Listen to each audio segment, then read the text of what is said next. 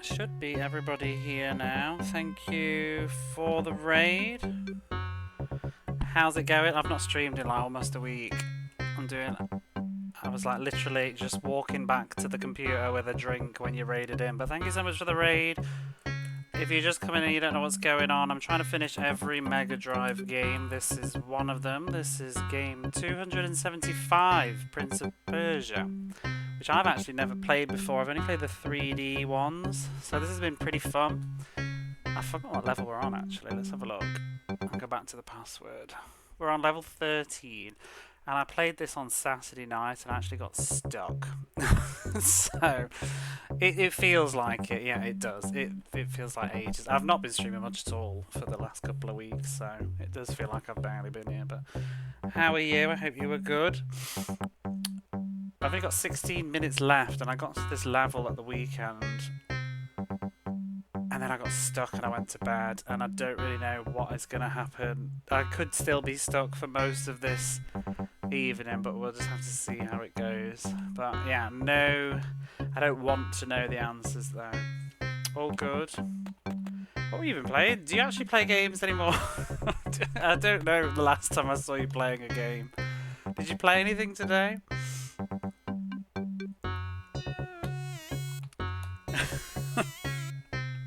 Oh, I should start my own timer. I don't play games anymore either. I just sit in bed reading books instead of streaming. You played Barney. Which Barney? Not the Mega Drive Barney, was it? I did that one on April 1st this year for the first time, so I know that game very well.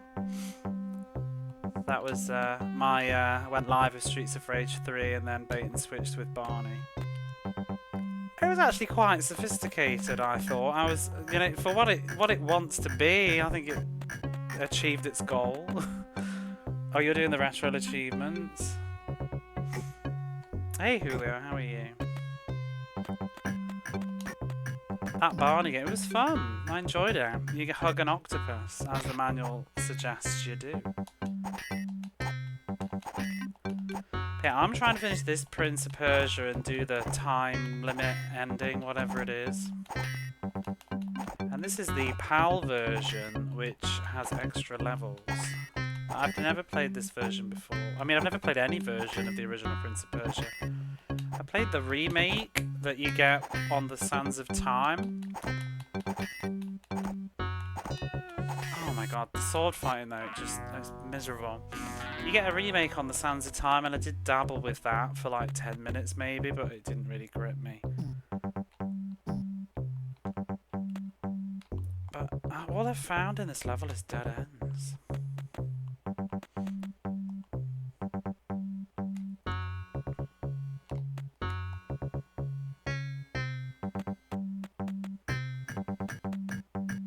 I like the graphics though a lot. Do you know what, actually, I haven't hopped in here, but I feel like there wouldn't be any secret floor things because they would wobble when you stand on them. The only last sort of thing I've got left is the guard to the right of here. Prince of Persia is a well-known game. Oh yeah, definitely. See, I did find that little floor thing last time, but it didn't end up helping me out. I think Prince of Persia is a bit more well-known. Well, it was on consoles as well, obviously, because I'm playing one. But I feel like it's a bit more of like people that grew up with things like DOS and what else was it on? Was it on the Atari? The Atari and the possibly, and it was on the Amiga. I feel like it's more of a computer-y kind of thing. But then again, I don't know. I think it might just be age ranges as well. None of my friends had Prince of Persia. This is a late game for the Mega Drive though. In 1994, I can't really think of any reason or anybody I know that would have been buying this in 94. So it was on everything. Yeah, but I think I'm a little bit too young for the peak. Like 1989, I was not playing video games in 1989. Really. And then 1994. I mean, what did you want for Christmas in 1994 when you were like a kid like me? Did you want Sonic 3, Sonic and Knuckles, or Prince of Persia? So so... I remember its existence though. I think I remember seeing screenshots, like maybe in a magazine.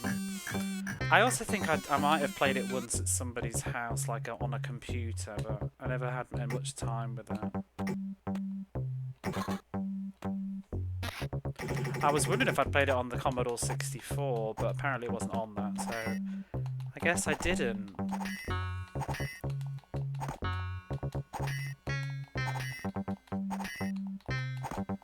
It feels like most people that I've spoken to, though, they've all played it on DOS, so... And that's just not... I didn't even have a computer until about 99, 98. And then PC gaming was just arsey. Yeah, I never played any DOS stuff until the late 90s, and then half of it didn't even work anyway. See, this is my only thought, really, is this guy, but I don't think I can get up there. There's a piece of Quest for Glory. See, that's another PC game, though, isn't it? It's a total blind spot for me.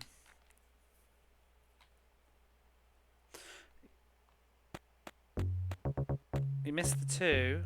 What, Quest for Glory 2?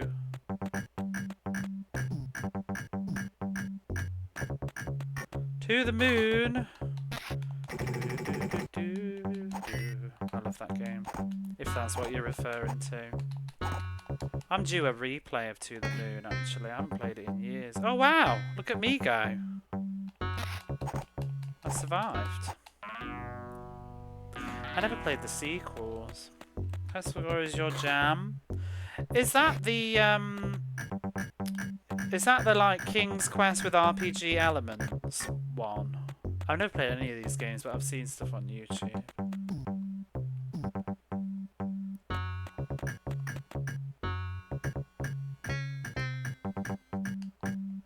Yeah, I know that one. It kind of does appeal. I used to watch that YouTuber, what's her name, Cannot Be Tamed, and I think she used to talk about, I think it was Cannot Be Tamed, used to talk about that series a lot. I really don't know much about PC gaming though. Not as mean as King's Quest. I haven't played that either. I wouldn't mind giving King's Quest a go. It seems sort of iconic, but I'm never gonna be a PC gamer. I'm old and stuck in my ways. I did dabble a bit in university, you know, in the PC gamings when I didn't even have many games with me, but I know it's not the same that it used to be, but it's just the hassle of it put me off for life. I remember it just pissed me off. Like, I'd buy like Broken Sword 4 because I really wanted to play it, and then, you know, you ended up on the internet for like days downloading all these like patches and crap to make it run, and it's like, oh my god, I just want to put the disc in and play a game.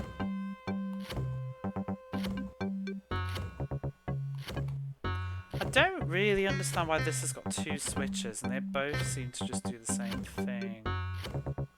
They both just close this gate. But I can get through here. Whoopsie. But then there's nothing else beyond. See, we're through. 8 minutes remain.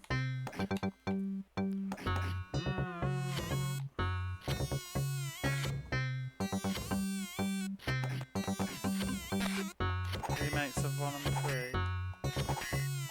Oh yeah, a lot of the... it's Sierra, isn't it? A lot of those Sierra games have got all those soft lock dead game overs.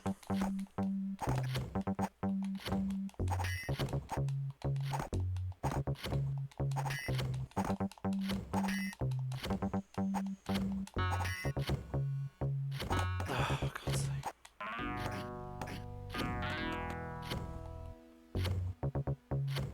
Bum, bum, bum, bum. There's nothing in here. Did you know that when making the Prince of Persia for the Mega Drive, they pulled inspiration from the 1970s movie King of Thieves? I didn't know, since I made it the fuck up. Oh my god. How are you, dude? Techie Rob. Thank you both for the subs and setting off a hype stream. Prince of Persia hype. I did not know that. King of Thieves, though. I've seen that. But you know the bigger question, are you in or out?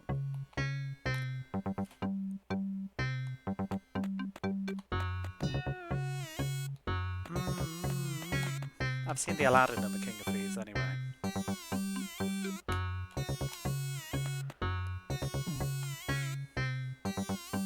This is such a mind-boggling situation.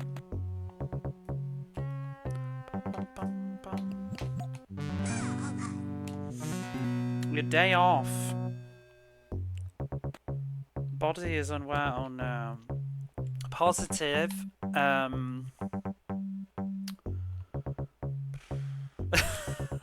Positive. It's Friday tomorrow. Negative. It's Friday tomorrow. How's that?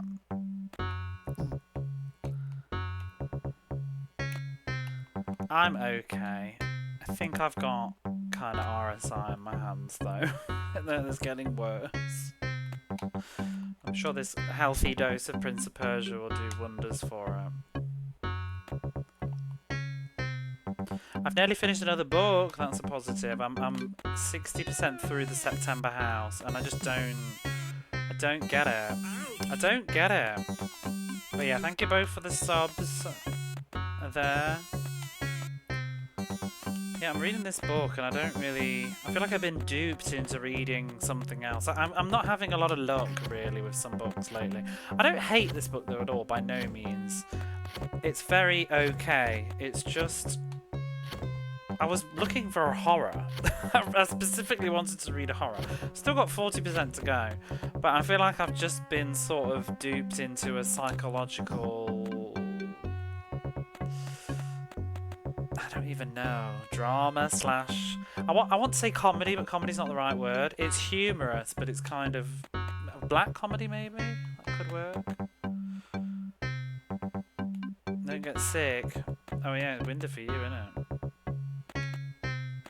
It's getting hot here. The last 3 days it's been hitting 30 degrees every day, and I just can't with that. Yeah, I'm still on the fence to what genre I'm even reading at the moment. I was sort of sold on the idea that it was supposed to be a scary sort of horror for people who like psychological thrillers, but so far it's not even remotely scary. Some people said it's gory too, and I mean, yeah, okay, it's got blood in it and a bit of description of ghosts and corpses or whatever, but it's hardly anything outrageous. So I'm still just like, what is this book? I think I know where it's going, and to be honest, if it is going where I think it's going, I'm going to be a little bit disappointed. Not so much to blame the book per se, but just the way it's been sold to me, because I feel like it's not that it's bad, but it's just not that.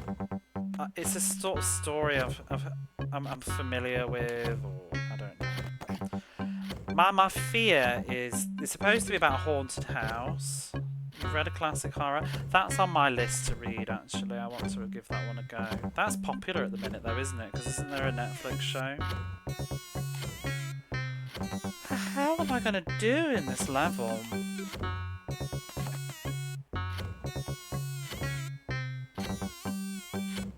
I give it the gifted sub, Techie Rob, pushing it up to 93%. Thank you. I misread that as Millhouse. Millhouse is not gifting subs. Or The Haunting of Millhouse. Bum bum bum bum. You're reading The Talisman, Stephen King. Thought it was a horror. Main genre, it's proper fantasy. Stephen King does that, doesn't he, though? I've sort of heard, I was always under the impression he was like the king of horror, but it seems like he does all sorts of genres. So I've never read anything. Thank you, Techie Rob, for the bits. You are good.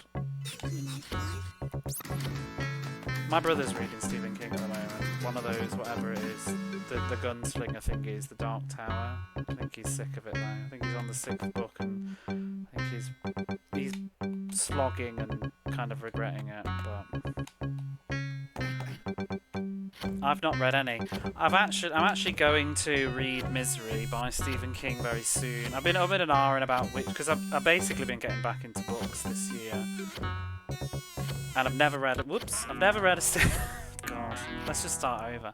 I've never read a Stephen King, but the problem with, like, for me with Stephen King is it's like there's the urge to read a story that I don't know, and I feel like I've already seen the films of his best stuff, or at least his most famous stuff. Although people do say, yeah, but the books are totally different, like The Shining or whatever. But I think I'm going to go with Misery, because even with the film, I sort of knew what it was about anyway, and it didn't bother me, so I feel like it won't with the film too. Dark Tower is definitely out of state. There you go. All you read is Stephen King nowadays. Well, for me, I've been in between Carrie, because I really like the film. Christine, because I've not seen the film, I just know of it. I've seen bits of the film once at a friend's, like when I was like 10. I don't remember any of it. What's the other one? I was thinking of Pet Sematary as well, because I've actually not seen the film of that either. I know the premise, but that's it.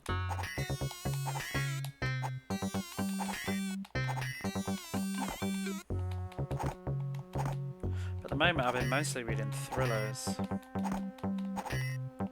I'm trying to finish this book I'm reading called The September House, which is about a couple that move into a house and it's haunted, but only in the month of September, and that's sort of like the deal. They get a good deal on the house because it's haunted, and they decide to just put up with the house anyway, despite the fact that it's haunted in September, and they just learn to live with it, with like blood coming down the walls and dead ghosts of children walking around and a maid that's been hit in the face with an axe, basically, but just serves tea. But it's like, I think it's supposed to be funny, but, and I find it amusing, really, especially the main character, the way she just deals with it all and normalises everything.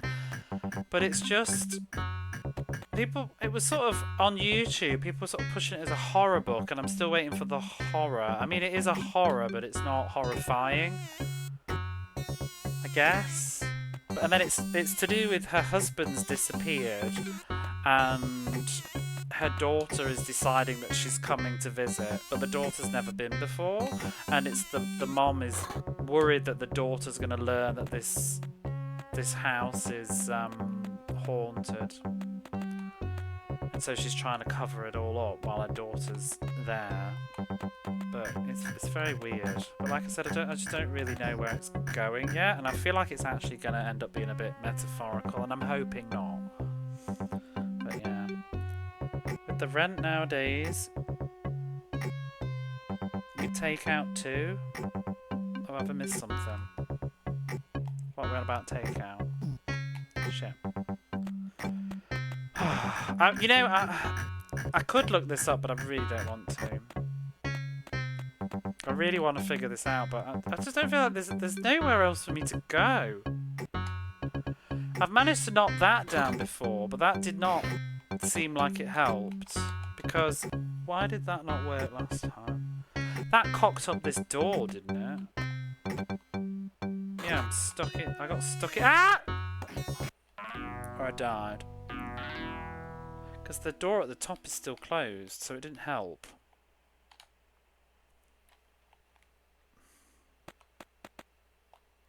It's not anything stupid like a platform I'm missing up here somewhere silly.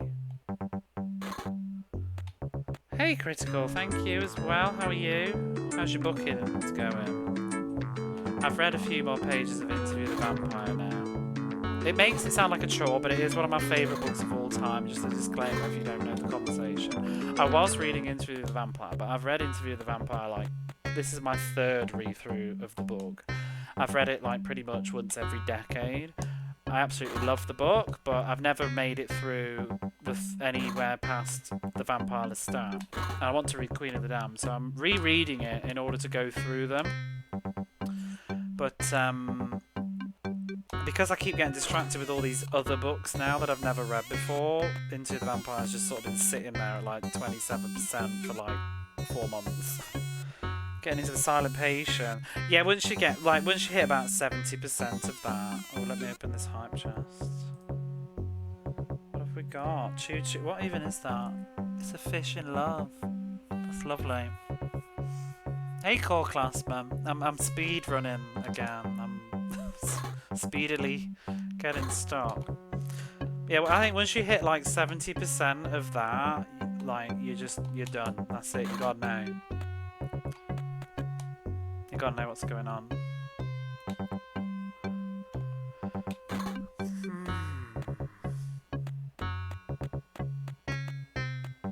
What the flip? What the flip am I supposed to be doing in this level? There's just nowhere to go.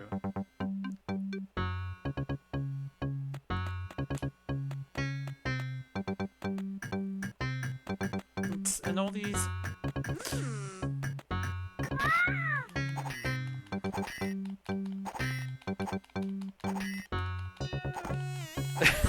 God, that defensive facial. What was that even from now? I think that was from... That was from Dave Robinson's court thingy, I think? Or was it from Jammet? I think it was from Dave Robinson's court drama, whatever it was. The basketball game. I'm just trying to think of the logic of this level. It's obviously going to want me to go over to the top left, which presumably is going to open that door and then I drop down here, maybe. So where else does this level want me to go?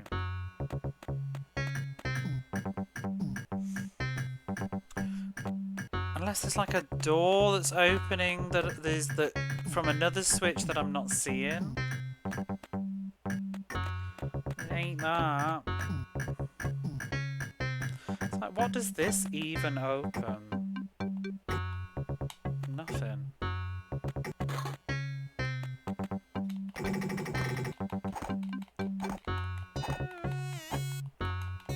I'm assuming it's going to want me to run across the top from the right to the left. But the only thing that's... It's probably something really obvious, you know, that I'm just not even computing. But I can't kill him, can I? So... That's what I don't get. Or can I make him... I don't know, can I make him hubbity-hub? Oh! I thought maybe he'd walk off. Alright.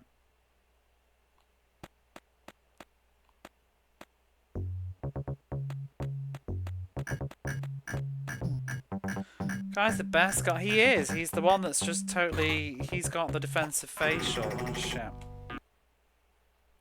That guard's also pretty good.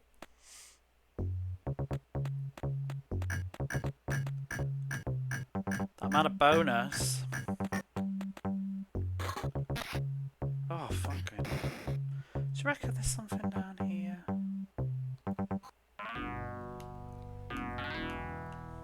I didn't let go, he just gives up after a while. Oh, I'm a bit cold. Turn this fan off. It's kind of weird weather today because it's raining, or been raining, so it's kind of been hot but is also a bit chilly now. Well, not with the air conditioning makes it cold, but without it on it's hot. I actually saw back home, so my friend last year bought aircon back in the AC, whatever you call it over there, in the UK, and then I saw on Facebook as well somebody else that I went to school with has now got AC, and I'm just like, is this it? Is this just people in the UK are finally just going to buy air conditioning units? It seems like the reality is summers are hot, get over it, you know? Instead of being constantly surprised, oh my god, what is this heat? Well, it's just summer. Seems like it's been that way for a while now. I can't even believe it though. I'm still partially convinced that everybody's lying because I have not seen a UK summer in like, oh god, 15 years, 16 years. I think the last British summer I saw would have been 2010. So I'm like, when I've got friends being like, oh, it's like 36 degrees, I'm just like, whatever.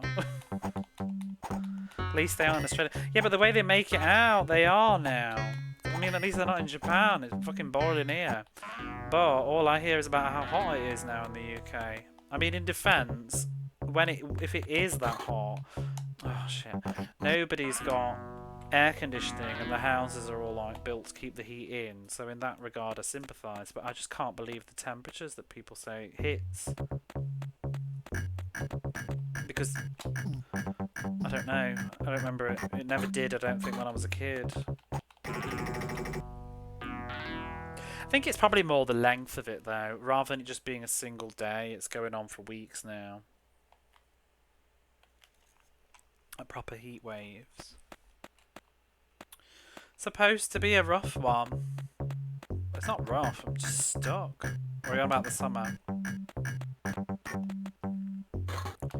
Whoops. Oh, fucking hell.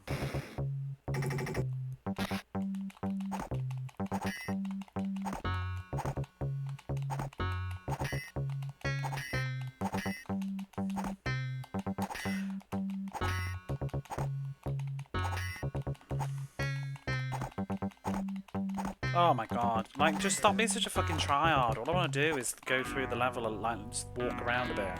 Every time we've got a, like, final boss with you. Wrong chat? How dare you? How dare you? Should be the only chat. Outrageous. You should just make it up. Just be like, yeah, the summer.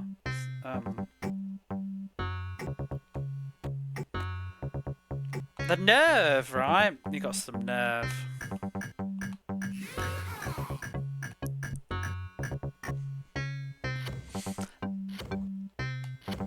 See, what's this all about? At least you're honest. I don't know. Is it at least? It's logged in on your phone. It's an MVP guard.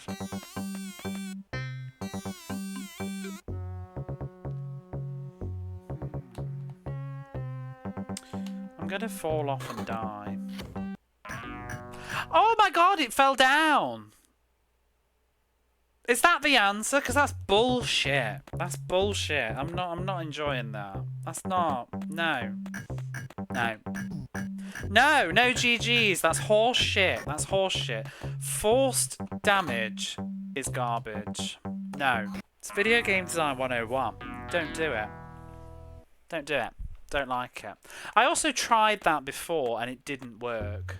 That is also bad video game design. No. I'm pretty sure, maybe I was a pixel off, but I already had that idea, and I'm pretty sure it did not fall down, and I just fell down and took damage. So, this level is rubbish. That's terrible game design. It's cheap.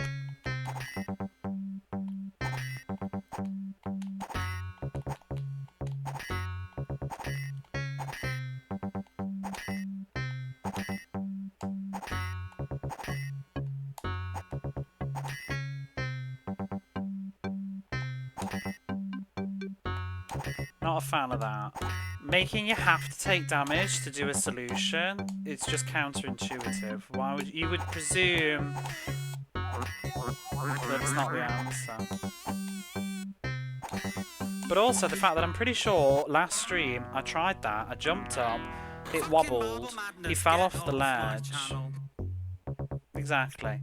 If he fell off the ledge, he took damage, and I thought, well, that doesn't seem right. Did it. I did it. I solved this hours ago, Prince of Persia. Hours ago. Stupid. Why even go through the rigmarole of all this crap over here to the right? It's just so it annoys me, that does. Like, they've proper gone out their way to just be stupid. Ooh. Whack my finger at this. Psh, a load of shit. Only got 3 minutes left as well. See, there's all that over there, but none of it's important, but it's difficult to get to. So the level's actually, I guess, probably almost over now. You just had to discover that nonsense.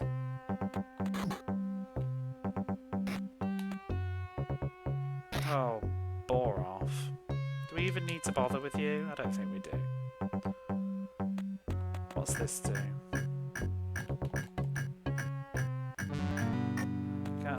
That gives me my health back after they've robbed it from you for the solution. That knocks that down. Don't care. Whoops, that was not very good.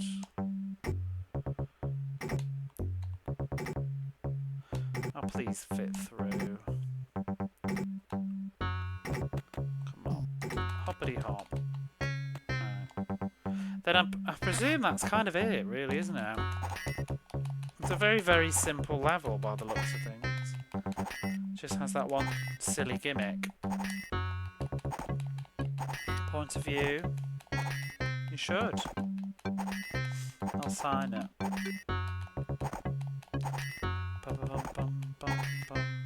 on, Trisha Goddard. I just want to see if this is the end of the level, so that then I can reset, but I think I'm gonna die.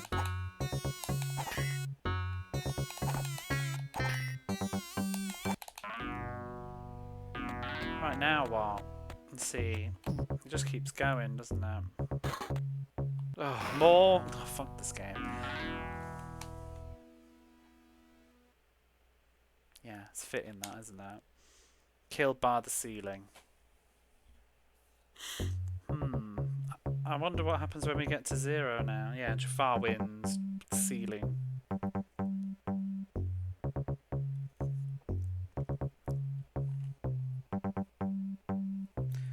You've got a secret bonus point.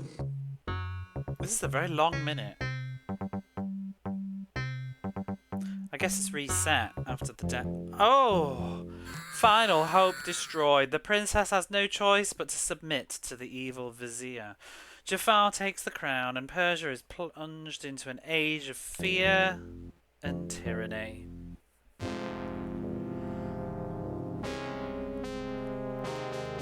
Do we need to die though?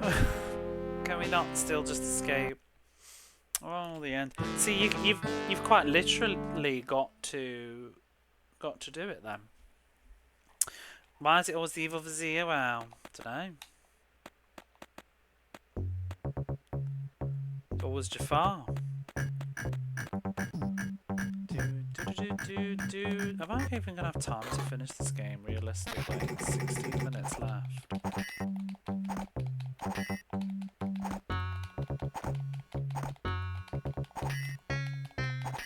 Oh, get out of my way, TikTok.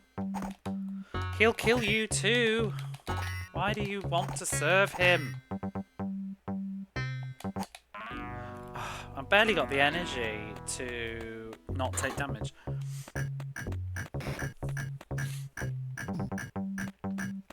Are there good viziers? I don't know.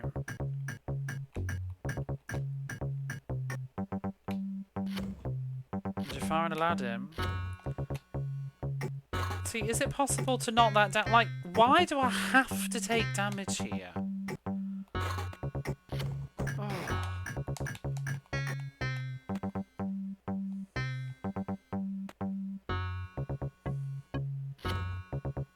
Is that potion? I hope that potion's going to be I don't think it will be though, will it?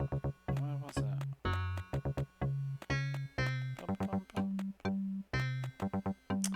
Shit, I'm going to take more damage again. Right, we're not bothering with you. Only one piece of health.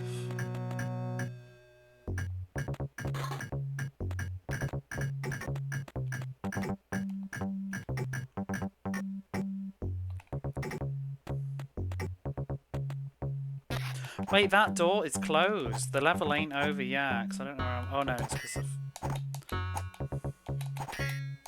Oh, fuck.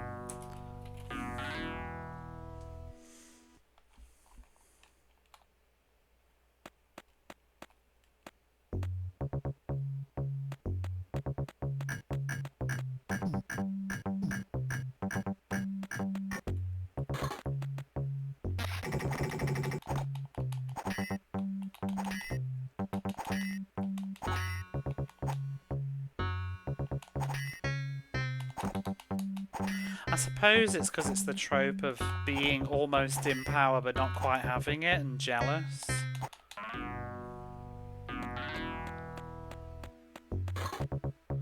When you get so close to being king, I guess you greed for it more.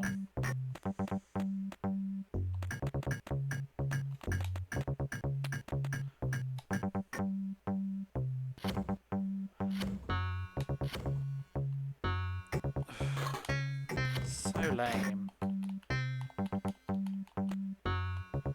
Like, am I alone here? Don't you think that's a really unsatisfying way to progress through a level? To have to throw yourself off a ledge and get hit? It doesn't feel good. Oh, fucking hell. So, yeah. It didn't feel good that time either. It's just not good. It just feels wrong.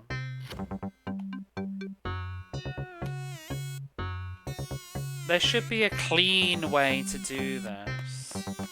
Like, I prefer it if he could jump and it would fall down without having to stand underneath it. That would be more tolerable. Because I'd already established it was wobbly, but I thought it was going to be for falling down rather than climbing up, because it didn't seem like we could make it fall down when I tried the other stream. It didn't seem to move.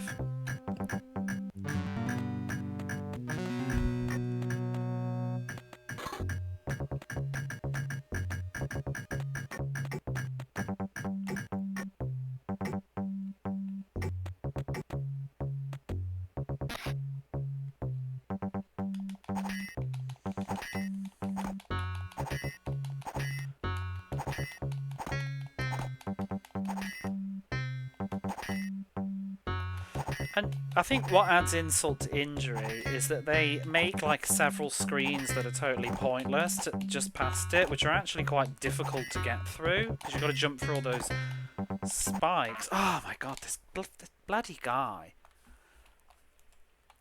that you've got to jump through as well, which sort of make you feel like, I don't know, there should be something over there and there just isn't.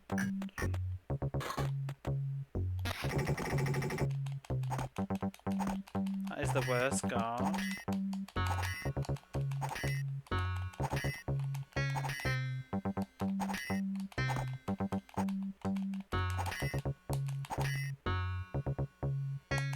Oh my god.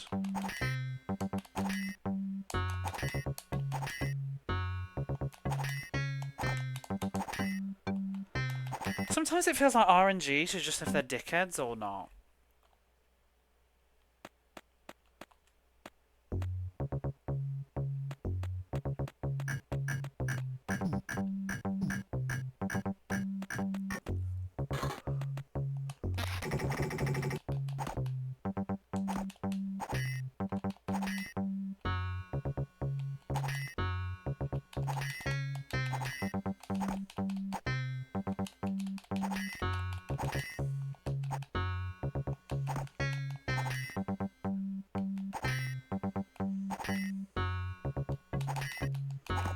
Oh my god.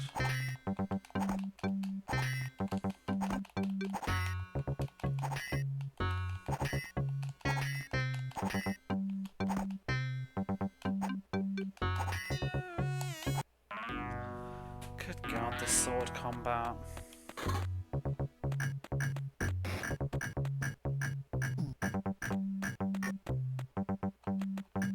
And then we have to take another hit here.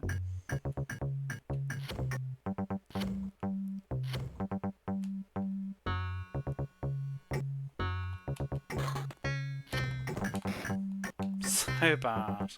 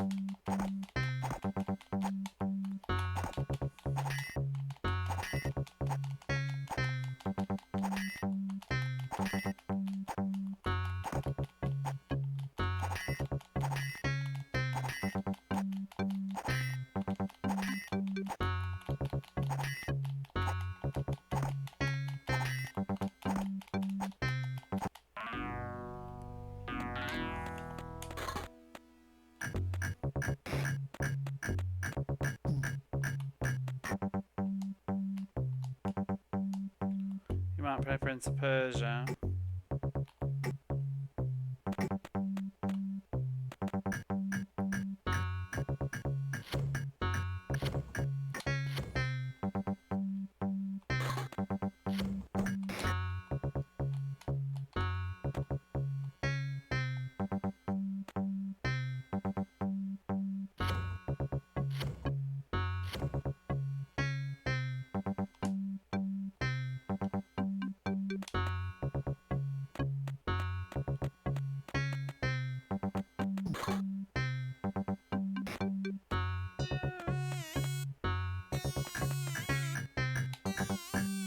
Still, even once I've killed this guard, I've still got to work out what's in the... how to open the door.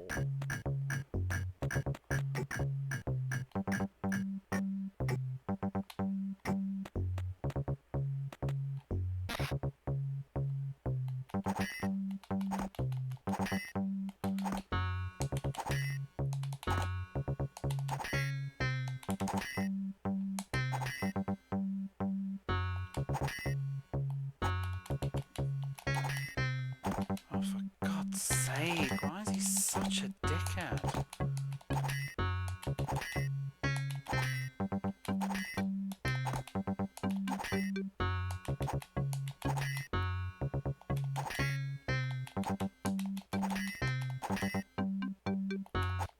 Oh, finally. I'm gonna die to the bloody ceiling though. This is so frustrating.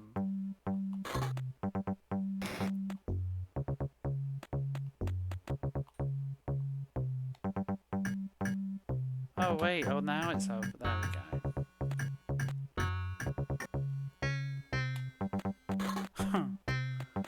What an arsehole. Can I survive this fall, I wonder? I can't. Don't do it. Oh my God! You knew it. Oh.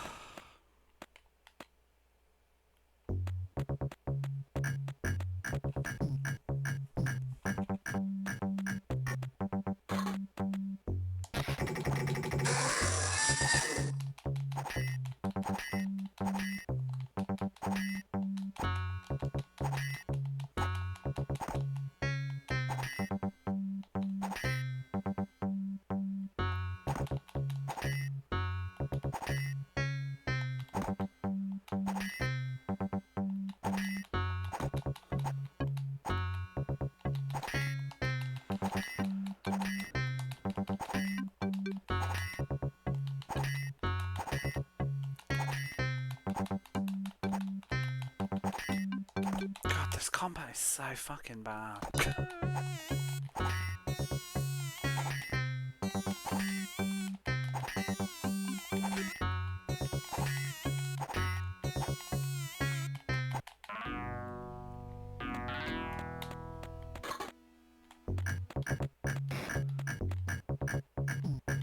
A Source port? Is that like a remake? Like Half-Life Source, whatever it was.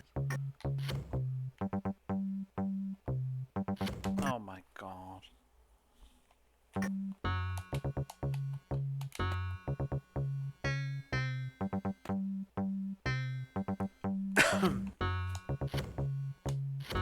I really want to not have to take damage here. I think it sucks. It's just... oh, it's such a sin in video game design.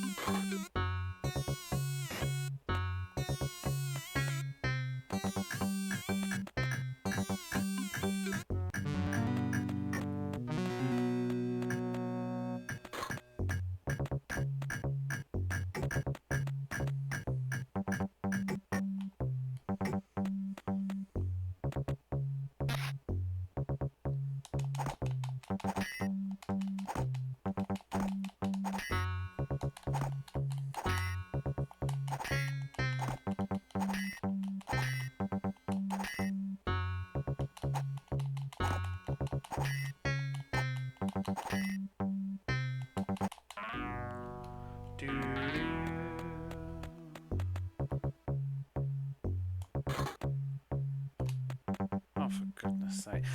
It doesn't even fall down all the time. Terrible.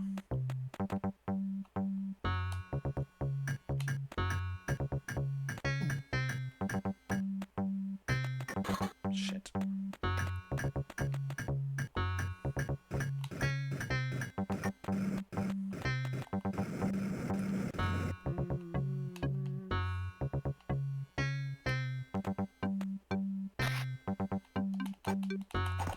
I swear.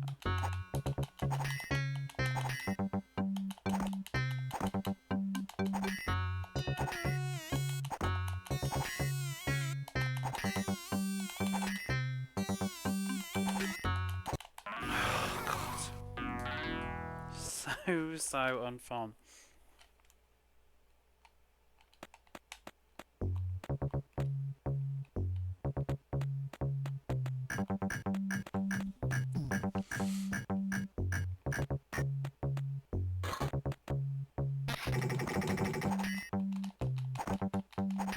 Let's just start over.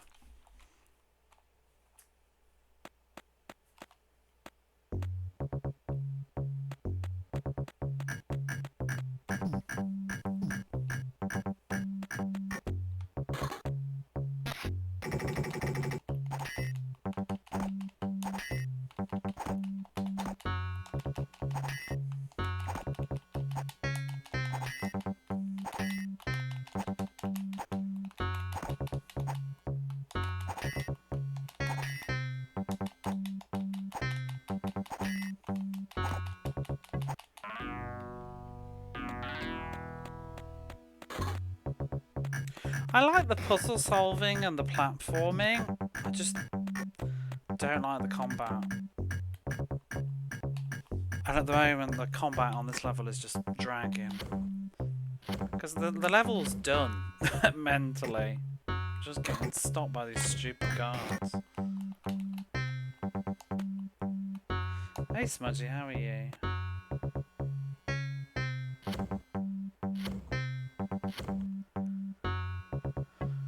Bum, bum, bum, bum, bum, bum. I'm alright.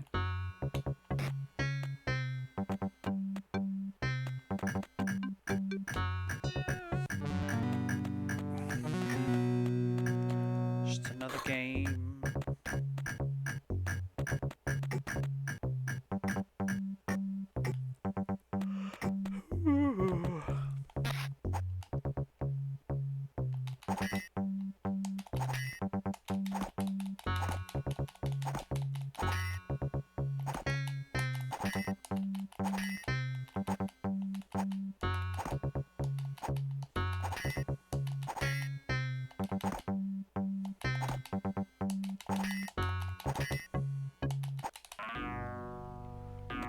Go away.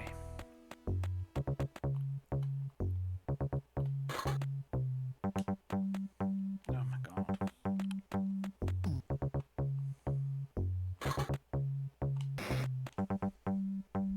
I think you gotta be like in a specific spot to make it fall down.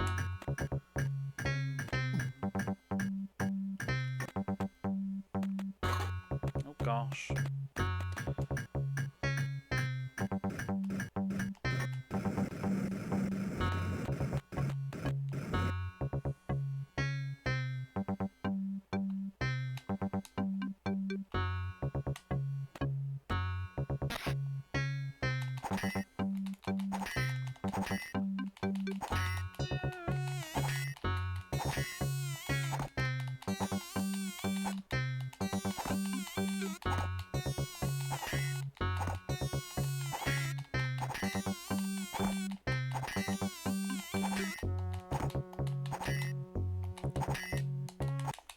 Oh, finally.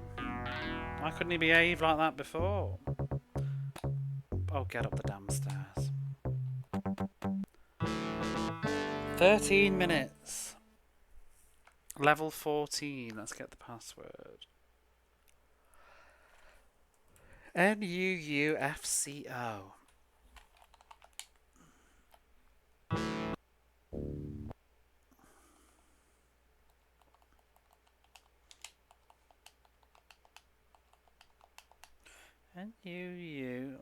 Nuufco. Is this a new level? Let's have a look. Have we done them all now? What are we on? 14? Oh, apparently 15 is exclusive. We've only got a few more levels left. I'm glad to not have that music now, actually.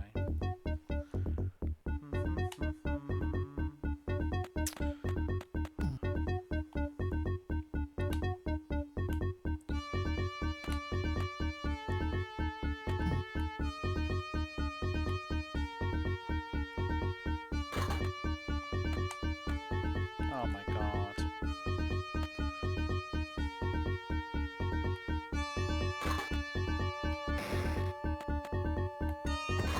Fucking game.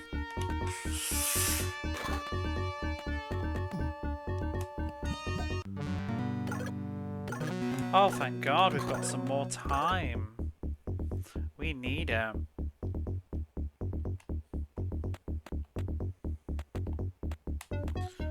Let's see what's up and over there, though.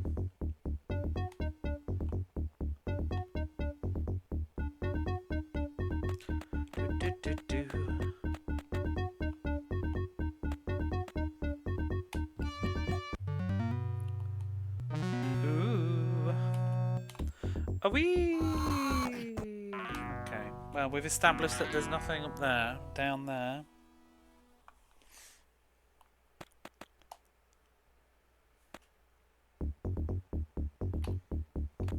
We learned, though. Does this one? Oh god, they're loving these like ceiling traps, aren't they now? What's down here then? Let's check this. Ooh. Death by beheading.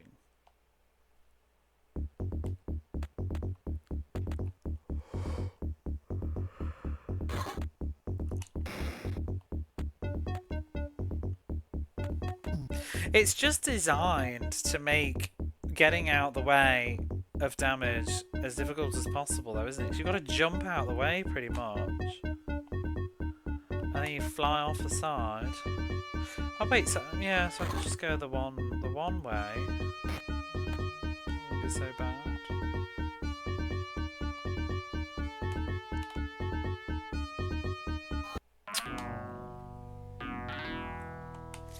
That was rather spectacular.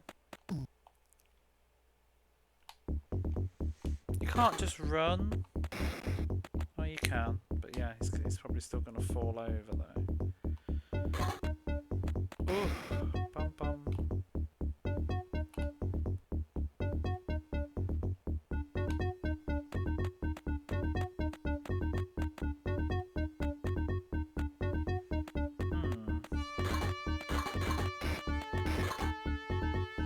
Ah!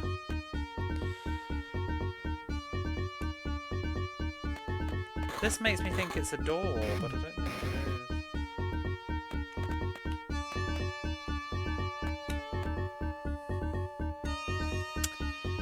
Now that's pressed switches. Oh, fuck you. Oh, my God.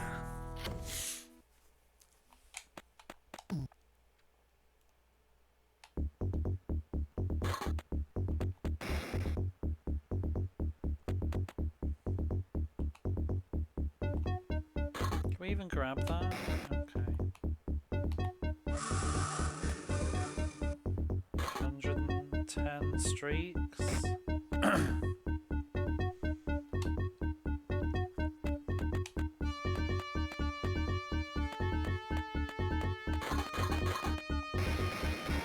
Woo, woo, woo. Let's see what's down here. Ah! Excuse me.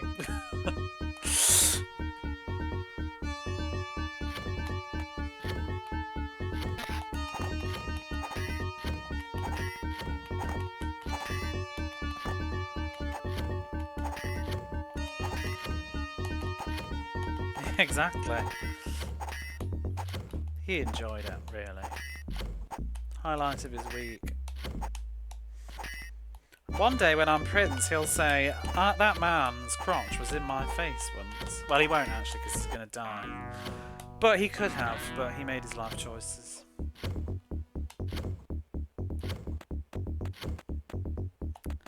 He could have told of that if he'd just put his sword away and moved away. But now...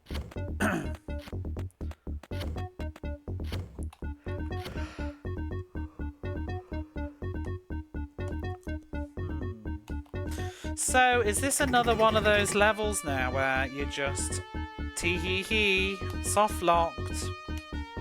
Oh wait, there's a switch over there. Would that open it though? Ooh, don't do that.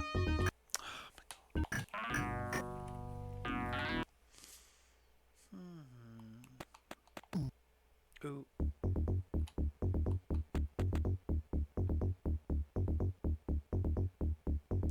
I think I'd like to make... I bet you that's the efficient way to do it, is to just run and jump over there. But I'm still going to go up though, because I want to get the potion. Yeah. And then you can run through this.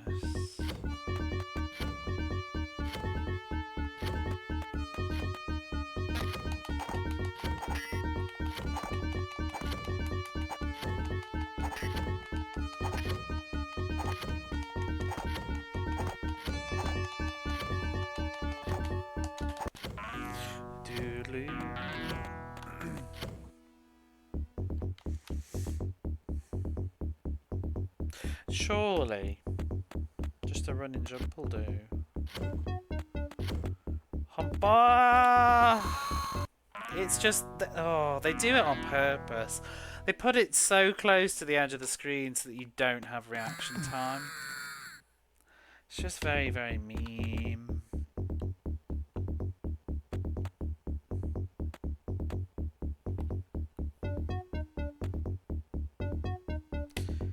They do it so often.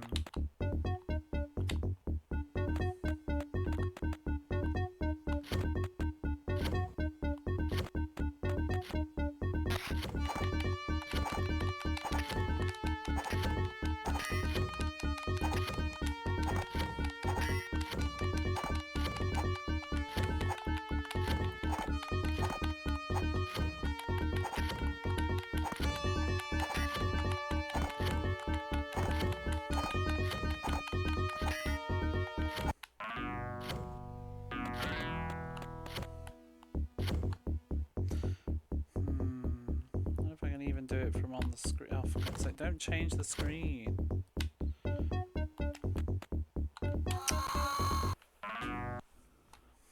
Running, jumping on this. Let's start the level again though. Back off. Exactly.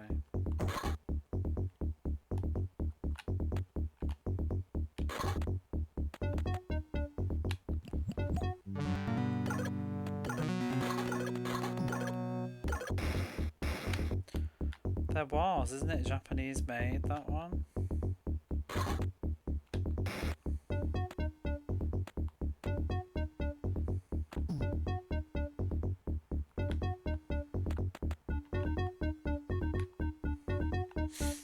I had Thunderbirds on the Game Boy Color. Why can't this ceiling, like, land on his head?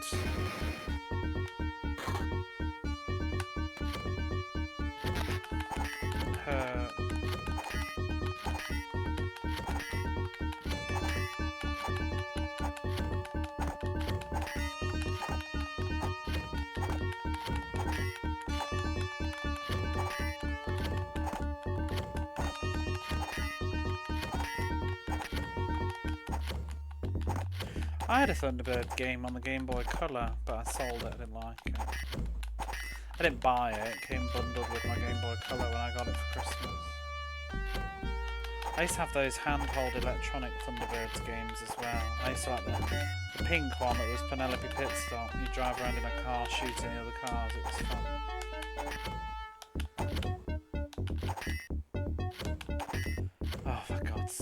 Come on.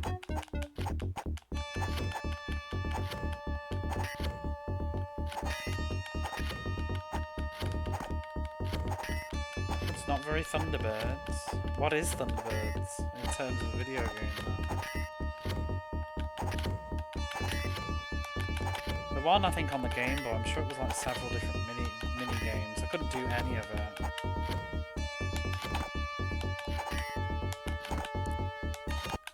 Just piss off, good lord.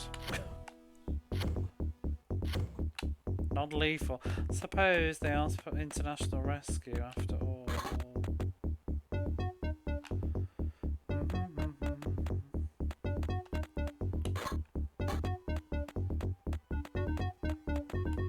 Point and click Thunderbirds. Wait! You've just jogged a memory. Wasn't there something? Wasn't there a Thunderbirds game on the Commodore 64? Ah. Or Atari. That's just totally jogged a memory. Oh my god, yeah. And I'm sure I was stuck on it. Itching to look this up, but let me just... No! I've screwed this up, haven't I? Will it still work? Maybe. The Vault of Doom? Maybe it was that. Right, can we just run and jump, please? Whee! Press jump when the screen's black. Oh, good gravy. What? This is gonna get me killed. Do I need to... Maybe I need to push the switch that's over there. But, like... There's gonna be no way back. I suppose I could have jumped. Bugger. So dead.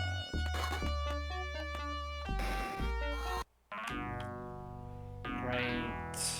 How fun. Thunderbirds. I feel like there was. Commodore 64.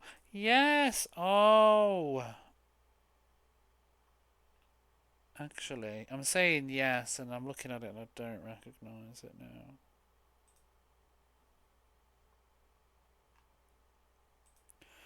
No, I don't think I know this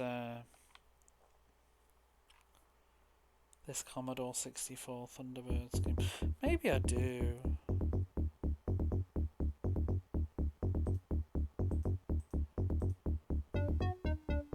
Oh, actually, yeah, maybe I do know this one. I remember I couldn't really do it. It was weird.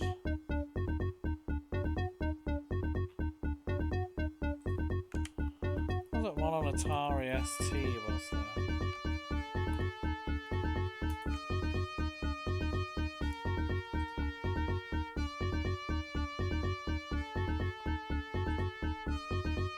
I think it's this, you know. Oh, don't open YouTube. Thunderbirds on the Atari ST. I think I played this a little bit. Recognise the giant mole as in the digging thing. Yeah, because you had brains with you as well, and you could change characters. I think I played this.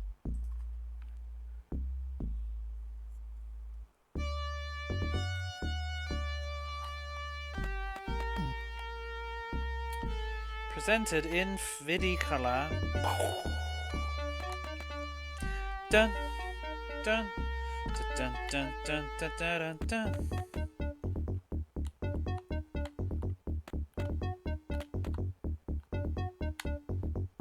Five, boom, 4.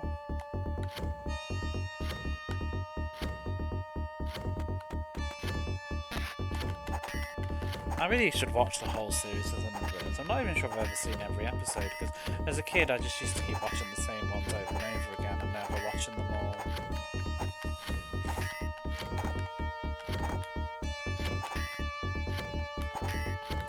I just used to watch the first like 3 or 4 episodes to death. What episodes are there? There's 2 seasons. Trapped in the Sky. I definitely watched that one. That's the first one. I had it on video. That's the one with the aeroplane in it.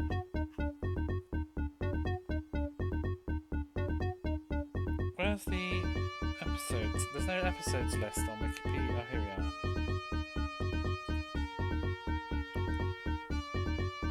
Thunderbirds Are Go. That's a film. Where's the TV series? There we go. I just wanted an episode list. Series 1.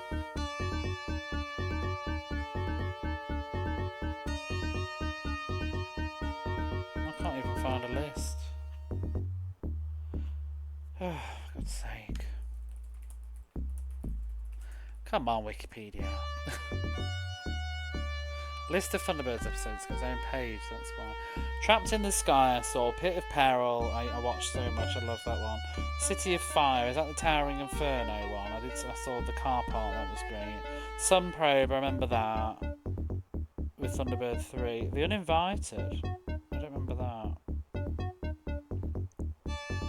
Oh, the Pyramid. Oh, I think I do remember that one. But I think I didn't used to watch as much after that. The Mighty Atom with a mouse. Yeah, I don't think I ever really made it much past about episode 6, to be honest. I've seen them once or twice though, for sure, but yeah, I don't think I stuck with it much. Operation Crash Dive.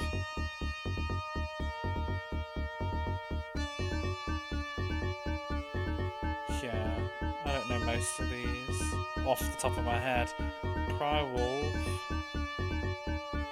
I remember that one though, with the distress call. I think I just watched the first 6 episodes over and over again. Trapped in the Sky is great, yeah. I always liked the Pit of Peril though. It used to terrify me. In fact, I should put that. I just did a post on Bluesky about what was it? The moment that caused your anxiety as a child. I did Animals of Farthing Wood, but also oh, he's gonna bloody die, isn't he, down there? Or not? I don't know.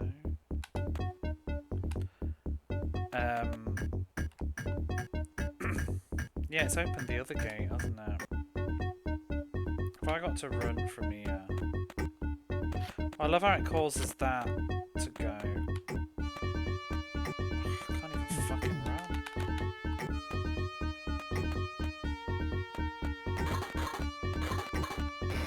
Oh, really? Yeah, Pit of Peril used to give me anxiety. I've talked about it before, but the bit where they're lowering him down with it before International Rescue come, but when they try and do it themselves and they lower that guy down and it's really hot, and then he's like, oh my god, I'm burning up, and then he's getting closer and closer, deeper down, finding the Sidewinder, and then he screams because it gets too hot and starts burning his skin. He's like, ah! I used to hate that when I was a kid, and they pull him up, and then he's covered in bandages.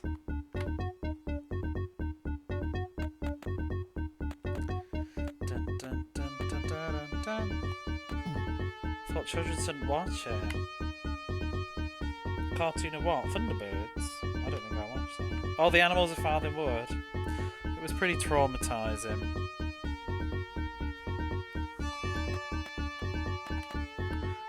Those. Wow, we all chatted about Thunderbirds.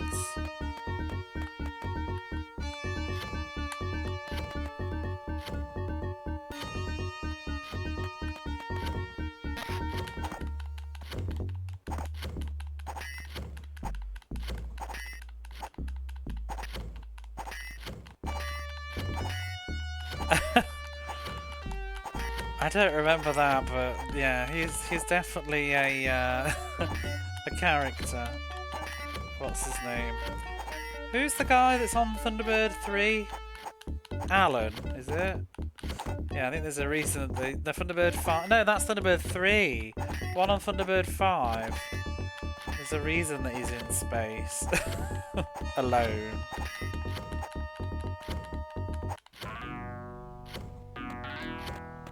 Who's on Thunderbird 5? Virgil is 2.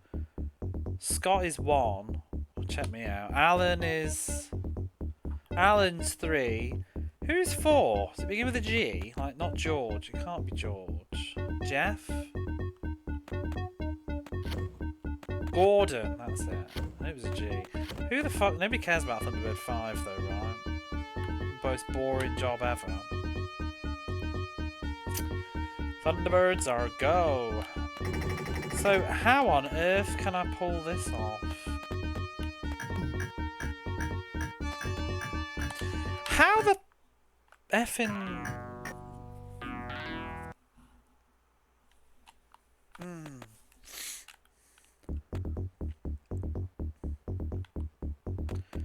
Chin, chin, chin.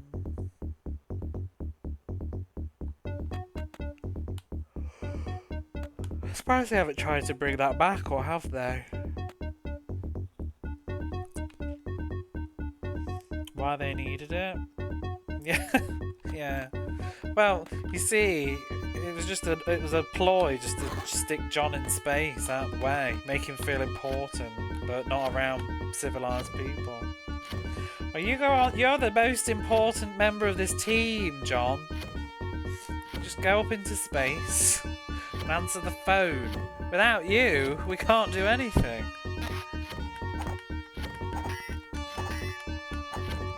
John's a sociopath. 1 month rotation.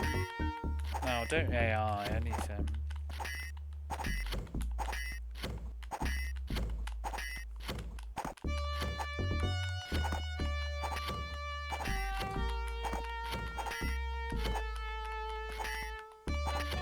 If it had fallen into John's hands. World War 4? Did we skip one? Thunderbirds are gone.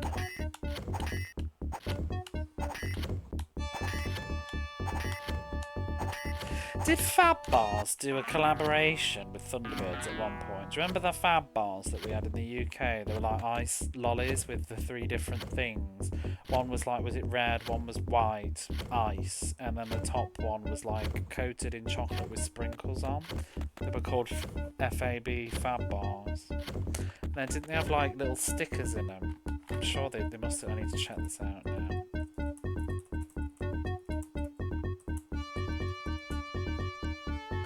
Because I mean, you couldn't. How could you not? They must have done it.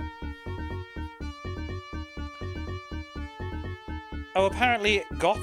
According to AI, they got the name for Fab Bars from Thunderbirds. Oh. Strawberry vanilla. If you want to know what we're talking about, there's a picture of it too. Whoops, that's my password. If you want to know, if you're American and you don't know, I presume this is a British candy. Yeah, British ice cream. Zoom. Wait, so this was totally to tie in then? So first it was Zoom apparently to tie in with Fireball XL5, and then they at some point I think they changed it to FAB to tie in with the Thunderbirds. I just thought it was because it had 3 flavors. Oh god, I used to have those. Strawberry, vanilla ice, and chocolate. Oh wow, an apple blackcurrant one. That sounds good. But yeah, I'm sure that you used to get like little things with them. Could you really have got a card though? They would melt, surely. Maybe on the back. Did it used to have a comic?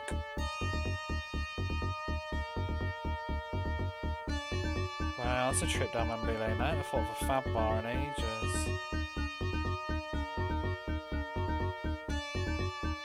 Oh, there's a Zoom. Oh, I remember Zoom as well, how it used to look. It's like a rocket shape.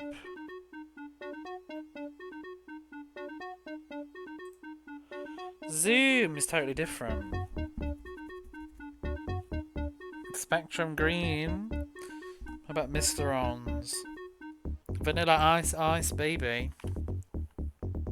How on earth am I going to survive all this? Hey? don't know how I can do this quick enough.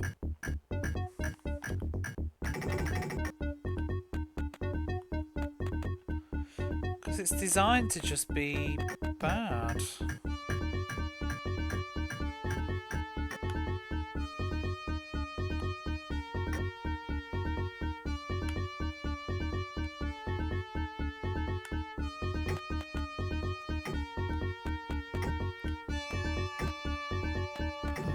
Oh my god, him not getting through that is a killer. Oh, for...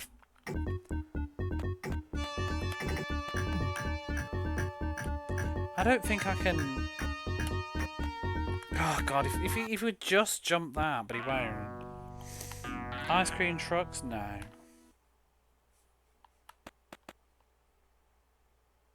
Do you have ice cream trucks in America? You must do, right? Because there's films, like horror films and stuff. Do they do the jingle?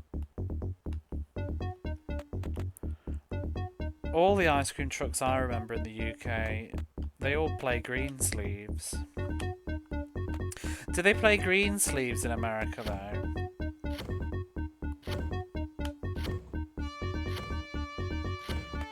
I remember Mr. Whippy. They're rare now. Yeah, our ice cream vans are always dun dun dun dun dun dun dun dun dun dun dun dun dun dun dun dun dun, and they ride around. But it's always like slightly out of tune. Like, it sounds like the batteries are dying.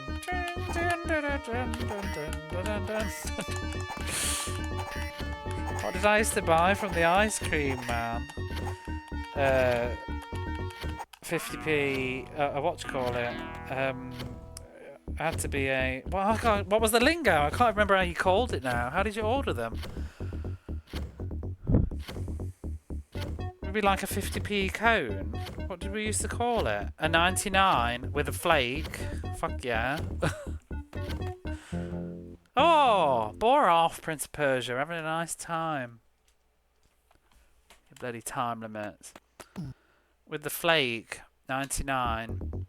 Yeah, because what's American ice cream's all about? Do you get a chocolate flake in your ice cream?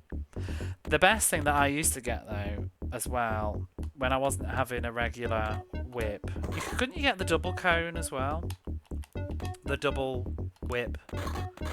Oh, and you had to put the sauce on. I used to get the whip with the strawberry sauce on and a flake.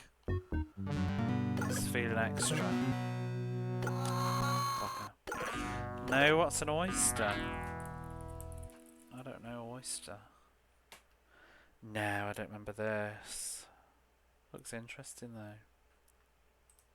Now it's pretty boring. I'd always get the same things. The only thing that I also used to get was a do you remember Screwballs? I was not allowed gum. My mum was really, really funny about bubble gum, and she refused. At least when I was a younger kid. Once I was older, she kind of just like stopped caring because I just used to buy stuff myself. But she used to hate bubble gum. She always used to say you can have chewing gum, but not bubble gum. Yeah, so Screwballs had gum at the bottom. That was why I had Screwballs. It was my... I don't think my mum was clued into the fact that you could get bubblegum at the bottom of a Screwball. And bubblegum was banned. I was not allowed it at all. My mum thought it was disgusting and she didn't want me chewing it and blowing bubbles. And I always wanted to have bubblegum. It was a forbidden fruit. So when the ice cream van would come around, I would get a Screwball.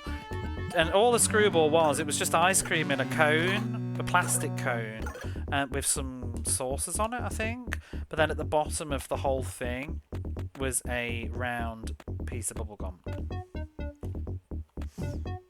The gum, yeah, that was the only reason I used to get it. Best ice cream was a Choco Taco. The waffle cones are like a taco. I don't know that one. Are you American? Is that an American ice cream?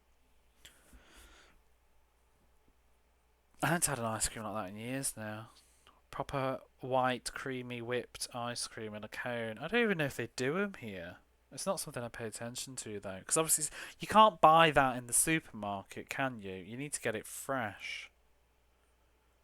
So, they do shaved ice here, if you've ever seen that. It's just literally ice that's been shaved on a blade into, what would you call it? flakes almost of ice, shavings of ice, and then they put this like it's shite. I don't I don't like it. It's just ice with a syrupy flavouring on it. I mean, it's all right. It's refreshing, but it's not ice cream. It's traditional.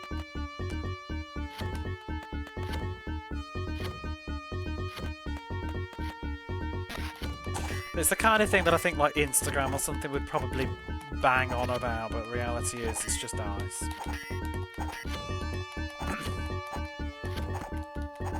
Like how Instagram or whatever bangs on about like convenience store food, like Family Mart chicken. Like, it's shite.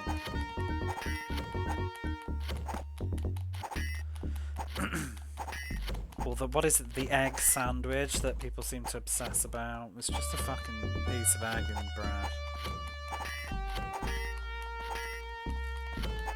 And it's really basic.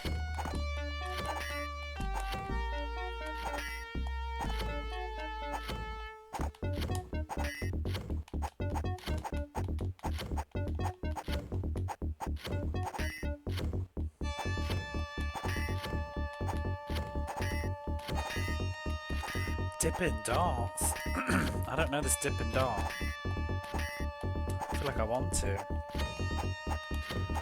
Sherbet Dib Dabs. Oh my god, the throat. Can you please just die so I can get a throat sweet? Thank you.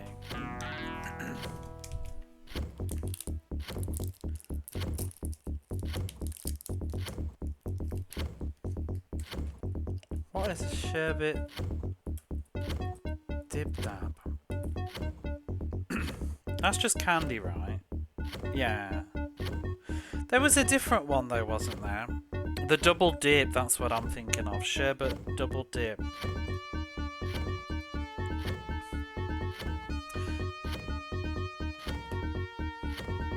Dippin' Dots. Why when I Google this do I just get a picture of a woman with it like over her face? Dippin' Dots? They look like nerds to me. I guess they're not, because don't you have nerds in America? Made of ice cream, that sounds crazy.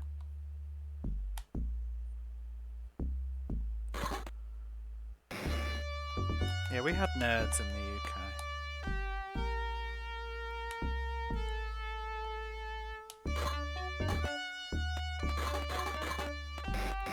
It's an American ice cream.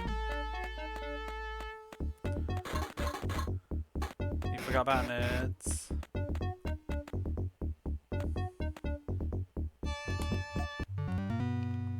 Two shelled shaped wafers.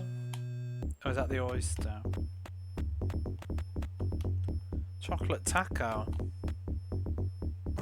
Oh my god.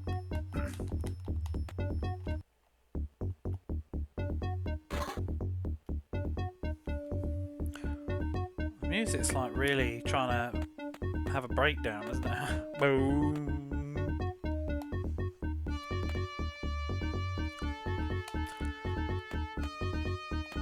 Oh.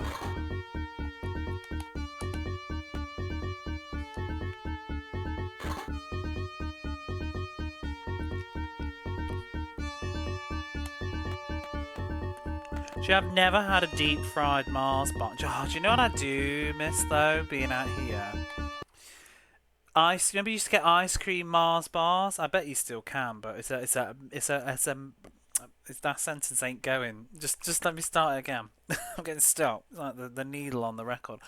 It's a nostalgia for me, but I bet you're all sat scoffing them right now. Mars ice cream, they were good shit. They were. That was like, if you're feeling posh, you get your Mars ice cream. What other chocolate bars were there though? I'm sure there was more than just Mars that I used to have. Did Twix do one? Who else did one? Because I mean, obviously it's got to be recognisable. You can't just have a dairy milk. Snickers, I didn't like Snickers. Rolo? I don't remember. I don't know. Did they? Milky Way. Maybe it's just Mars bars that I used to have. I want to look now.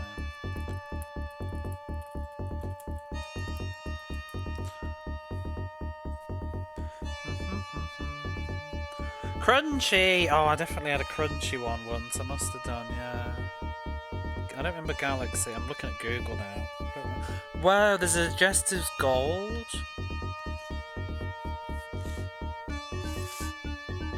But yeah, I think it was mostly just Mars bars. Oh, there's a Malteser one. Yuck, Bounty. Nobody wants that.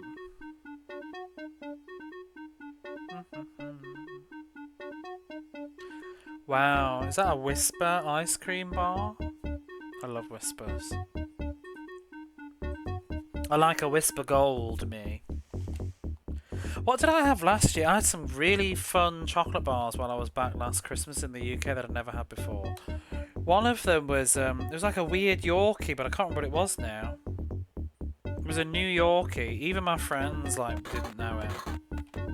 I don't know if it was like cookies and cream or something. Yorkie bar? Oh, I'm going to Google again.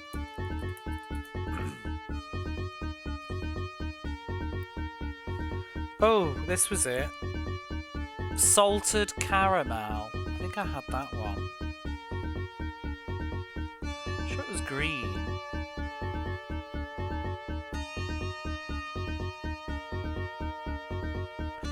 Not salted, no, I don't think it was that actually. I used to like the raisin and biscuit, but that was nothing new.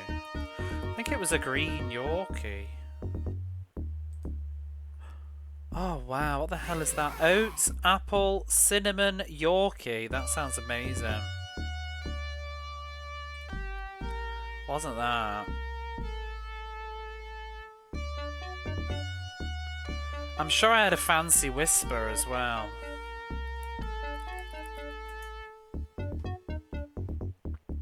Whisper Gold.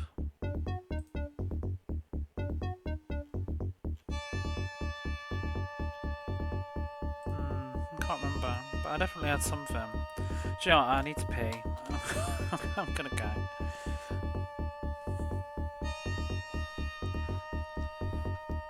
I'll leave you. Well, I'll be back.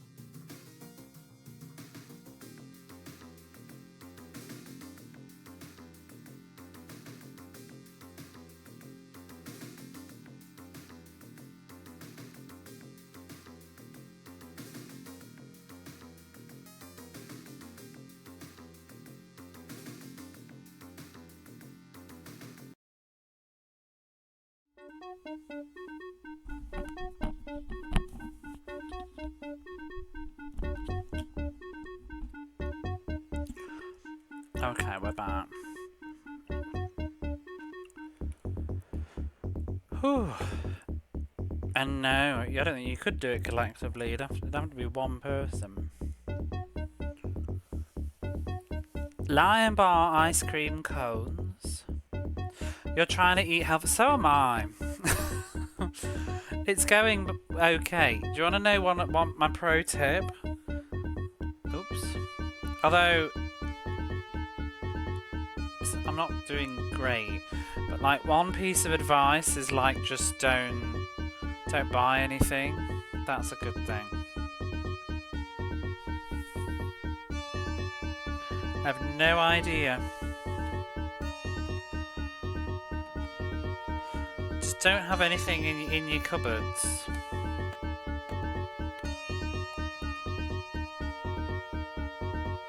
Why is that like going weird? Gone as far as 300. Healthy eating thing. Yeah, I do find just stop. Don't even go in the aisle in the supermarket, like the crisp aisle. Just don't go there. Okay, so we've got to do it that way. I see. I see.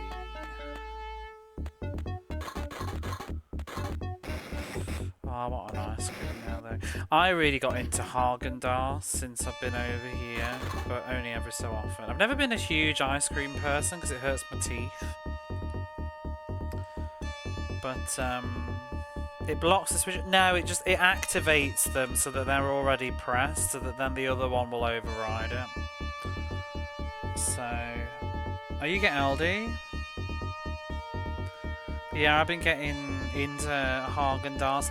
I prefer Haagen-Dazs to like regular ice creams because it tastes better when you've let it melt a bit anyway. I don't like really icy ice cream. I like more creamy stuff. So, New Zealand ice cream. What's the best? They started doing an angel and devil kind of Haagen-Dazs recently in Japan, but it's always seasonal, so you think, oh, that's yum, and then it's gone. They did a white chocolate one, and it was really nice. That was the angel one, and they did a chocolate one, which was the devil. But nice puzzle element. Well, sometimes it blows up in your face, though. It's happened once or twice. I think what else has been nice. Quite like anything custardy. What does this do?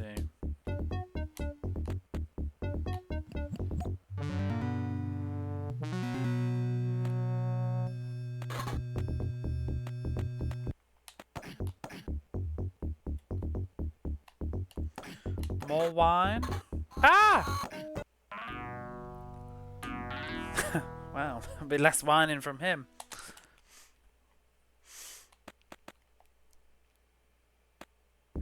Had ice cream in years.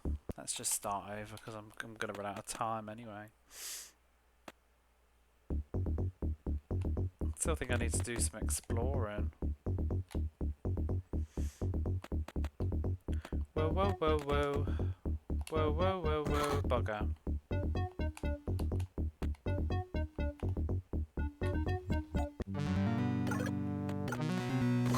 Yeah, I've stopped buying crisps and chocolate stuff. Do you know what I've started eating a lot of recently? Although it's getting hotter now, so it makes it a bit more annoying, but I'm just really getting into grapes. I'm finding grapes are a great snack. Especially, you know, if you like reading, like me, and like you're in bed and just chilling, and you just get like that munchiness. I just take a bowl of grapes to bed. Go to bed with my grapes. And especially if you've had them like in the fridge as well, and then they're really nice and cold. Yeah, grapes are pretty good. The only problem I find with grapes here is they perish really quickly. Like start getting all fuzzy. Just sometimes even like 2 days after you bought them. They don't last very long.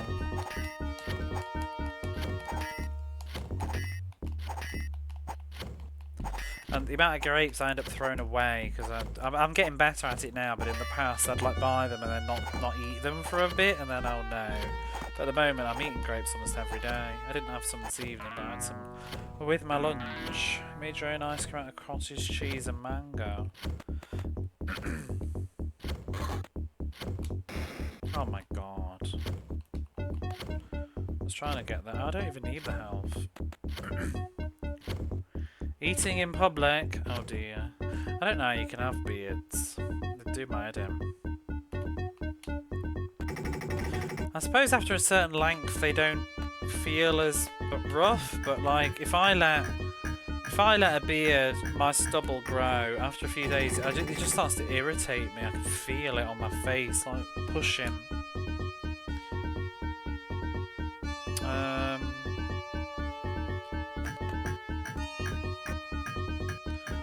Rarely snack now and you still can't lose weight. Do you exercise? I'm trying to exercise and even that's not working. I feel like I was losing weight easier. Maybe my body's finally gone, nope, fuck it, you're on your own now. I don't know, my metabolism seems to have just gone weird this year. But for like the last week and a half, nothing, no change. I'm not gaining weight, but I'm not losing it either. No, don't get me wrong, I've been in the gym like slaving away. Where am I going?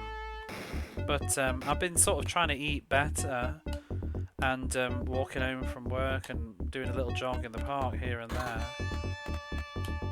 But I think I just need to stick at it. I think in the past I've only ever used my Wii U to measure, and that's kind of a bit all over the place. I think now that I've got accurate measurements, I'm really starting to get the feedback that your weight really doesn't change that much at all until a certain amount of time. Oops. I need to do the other one as well.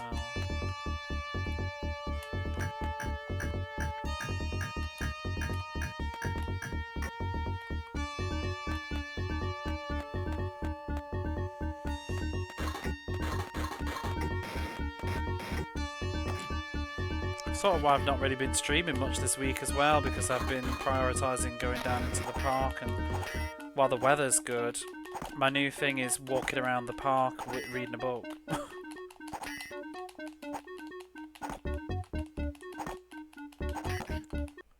Oh dear, I've been whizzing through the September house, doing laps. Not running, but walking fast. I don't know, the steps, 10,000 steps. I think for me it's more about just trying to get my heart rate up a little bit and moving. It's quite good too though. It's not the most efficient way to exercise though, that's the problem. The elephant in the room is at some point you've just got to do some actual exercise and it's boring.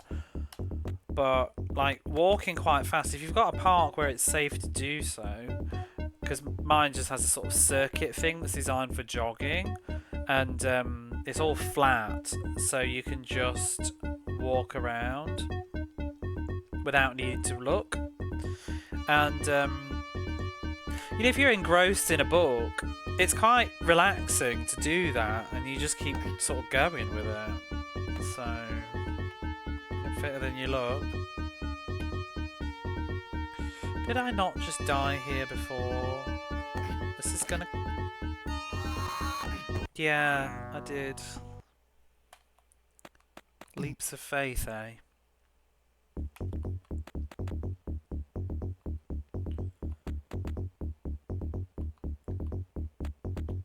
You start growing your beard in 2022? I don't see myself ever having a beard.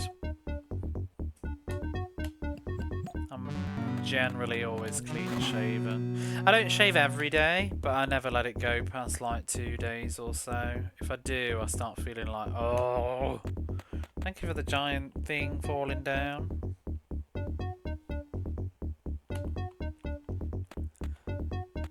Whee!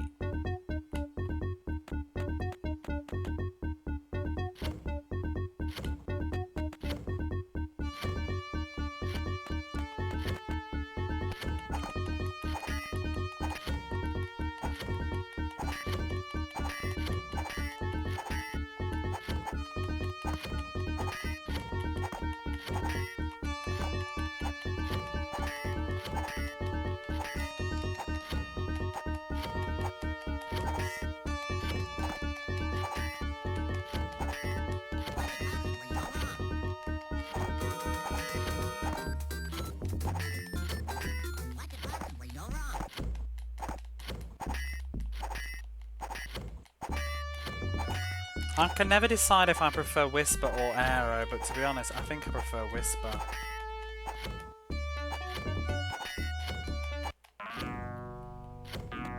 Sorry, I just went back to snack food again.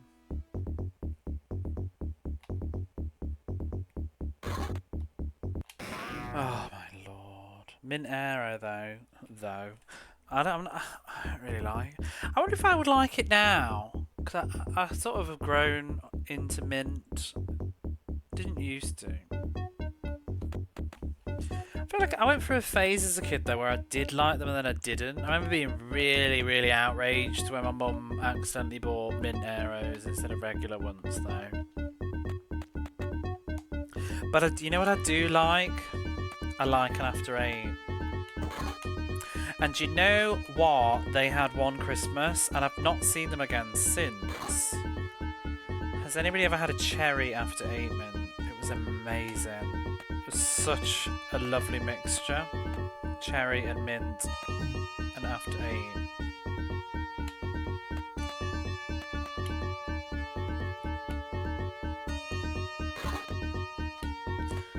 See, oh, did you have one?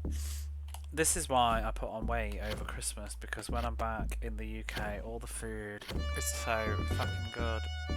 Oh my god. And my mum just... If you want to lose weight, don't go to my mum's, because she's just got cakes and chocolates everywhere. Cherry After 8 was so good. I only ever saw it, we had it one Christmas. I think it was just brought out for Christmas like about 3 years ago maybe? 2-3 years ago. And it was so nice. And then I remember like, can we get some more of them? Couldn't find them. Go and see my mum. She'll ram Battenbergs down your throat. And Victoria sponges and Angel cakes. Penguin cake bars. Scones.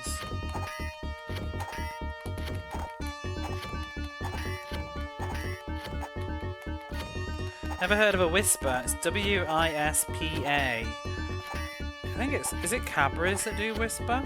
It's like they were trying to rival Aero, I think, really, with it. With the Whisper. And then they have a Whisper Gold. Battenbergs. Yeah, Battenberg slaps, doesn't that?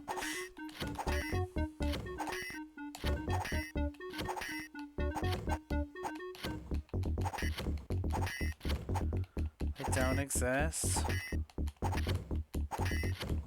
You say scones? Some people say scones in the UK. It's a sort of divisive thing. I say scones though. There's a lot of people that say scones.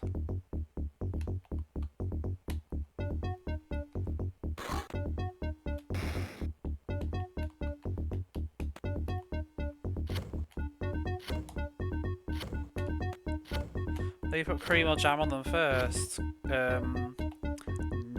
Just no cream, thank you. Butter and jam. I feel like I would put the I don't know, you know. So I don't really do cream.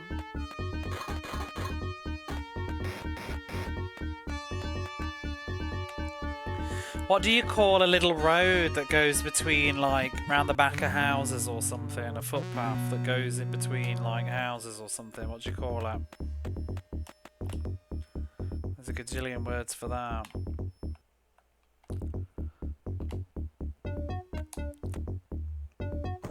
Oh no, I've never heard of a laneway. I find it weird how people in the UK say yogurt.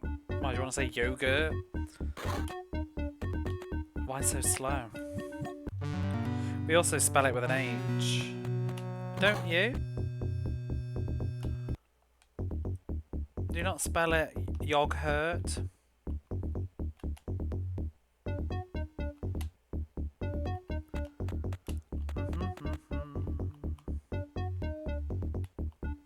I'd have thought you'd have spelt it with a H.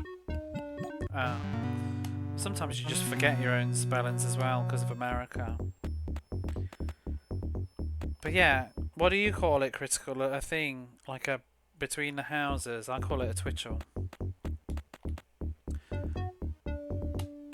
But some people will say alley, an alleyway, yeah. Twitchell.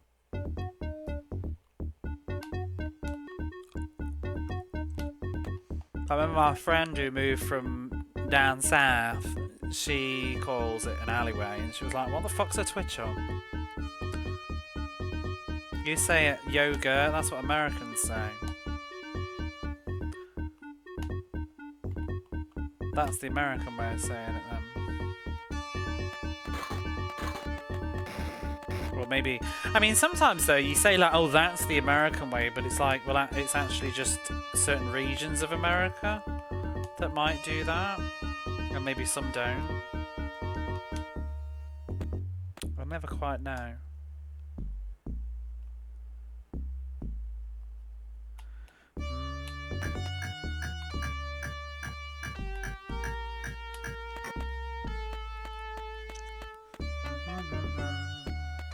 What do you call a bread roll? Critical. What do you call a bread roll? That is one of the most highly debated words, I would say, in the UK. Yeah, should you call it a bread roll?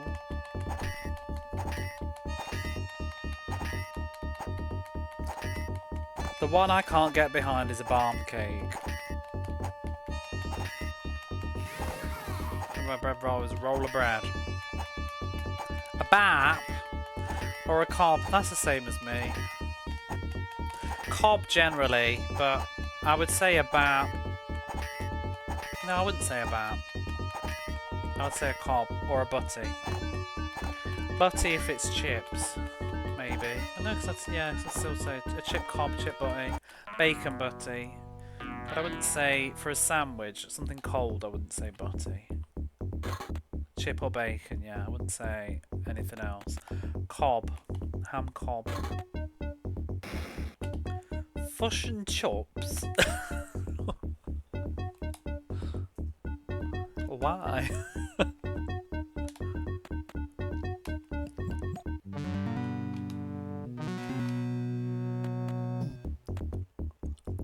Bum bum bum bum bum.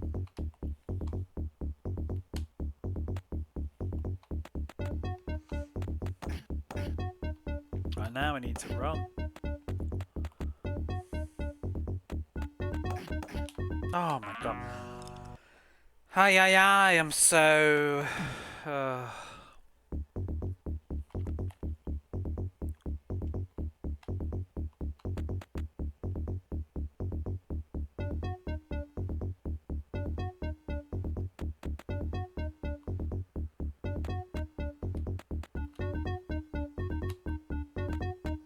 Gas station, a petrol station.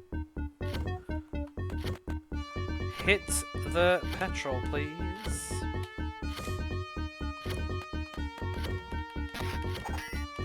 Game if it was a little bit shorter. I mean, it's technically only an hour long, really. It's just pulling it all off. To be honest though, like what I'm doing tonight, you know, if I wasn't yapping on while we're streaming, I would probably have finished tonight's endeavour in about 20 minutes. It's just my brain is very divided attention right now, so I choose to divide my attention though because I'm enjoying chatting about food. But it's like it doesn't help with my short-term memory, like to remember that there's a jump there and oh, just go away.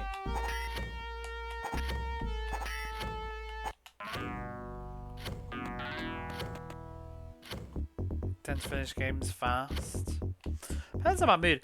Sometimes like there's not much to talk about. Some streams are quieter than others, but when it's chatty, sometimes the game can be harder to pull off, depending on the genre, kind of a game it is. The thing is with this as well is a lot of it is always something new and challenging, so... I am, yeah, I'm blaming you specifically, Roxors. It's absolutely your fault. All of it.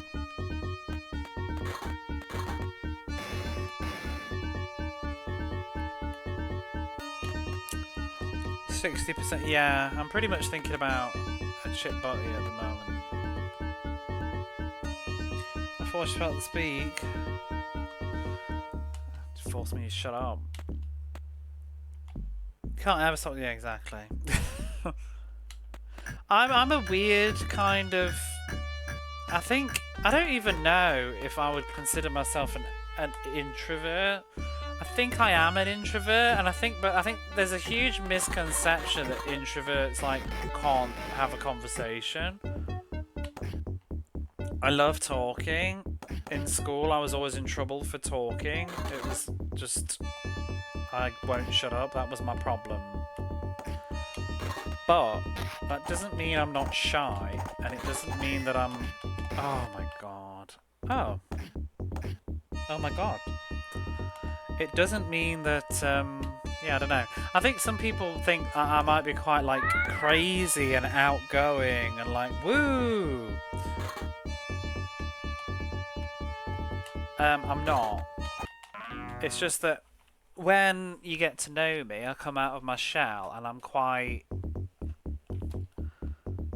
I think I'm outgoing in personal relationships, but not in the general public.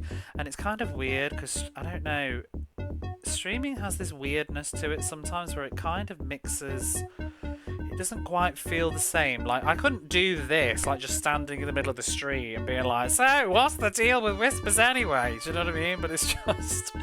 It's a little bit of a different psychology because I'm sat in my living room... Yeah, you just like introvert it. Yeah, I think there's too much of an in-between. And I think people tend to, I don't know, use them more to excuse behaviours or explain behaviours rather than actually be meaningful. And it's like, oh, I'm an introvert, therefore it means I'm like deeper than you or something like that. I wouldn't say so, really. I hate the term antisocial. Well, it is a thing though, because sometimes, like, I do think there are different types of people. I was talking about this recently with my friend, but it's even like growing up, personality-wise. Some people are just very comfortable in social situations and can talk to total strangers and feel very comfortable with that. And in some ways, I do that a lot without realising it, but I'm not very good at it. It's like when I'm at work.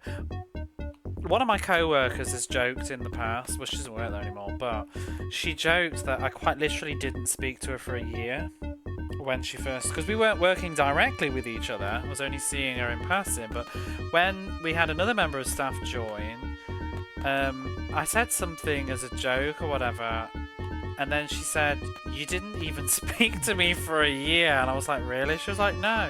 I was like, well, but now... I did, you know. After that first year, we were talking all the time, and I was always talking to her. But it takes me a long time to warm up and stuff. I'm awkward. I find it hard to make small talk and to come out. It takes me a long time to come out of my shell, I think is what's true.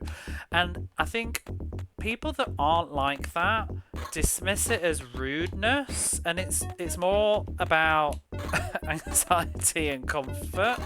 And even my own like family members sometimes, like my sister's moaned at me about it in the past and said, like, oh, you're so rude or whatever, and it's like, I'm not being rude, I'm just not as comfortable.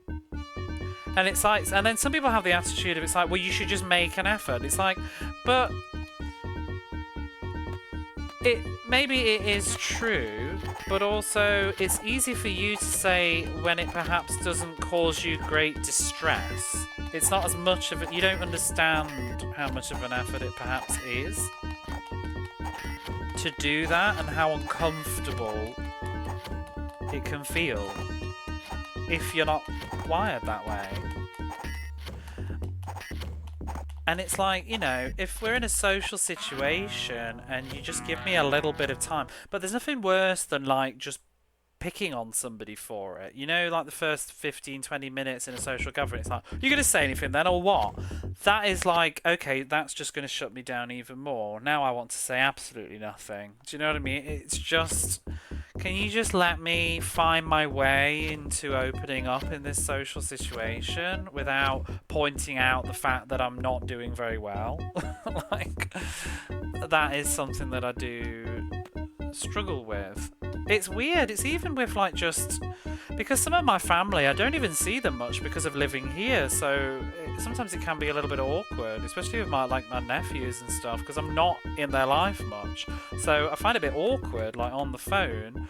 And I'm supposed to be the adult who's good at this sort of a conversation, and I do find it tough. But then, you know, when I'm back after a couple of days of being around everybody again, I start to come out my shell a bit. A couple of glasses of wine always helps. That's the real ticket. It's just not back a couple of glasses of wine.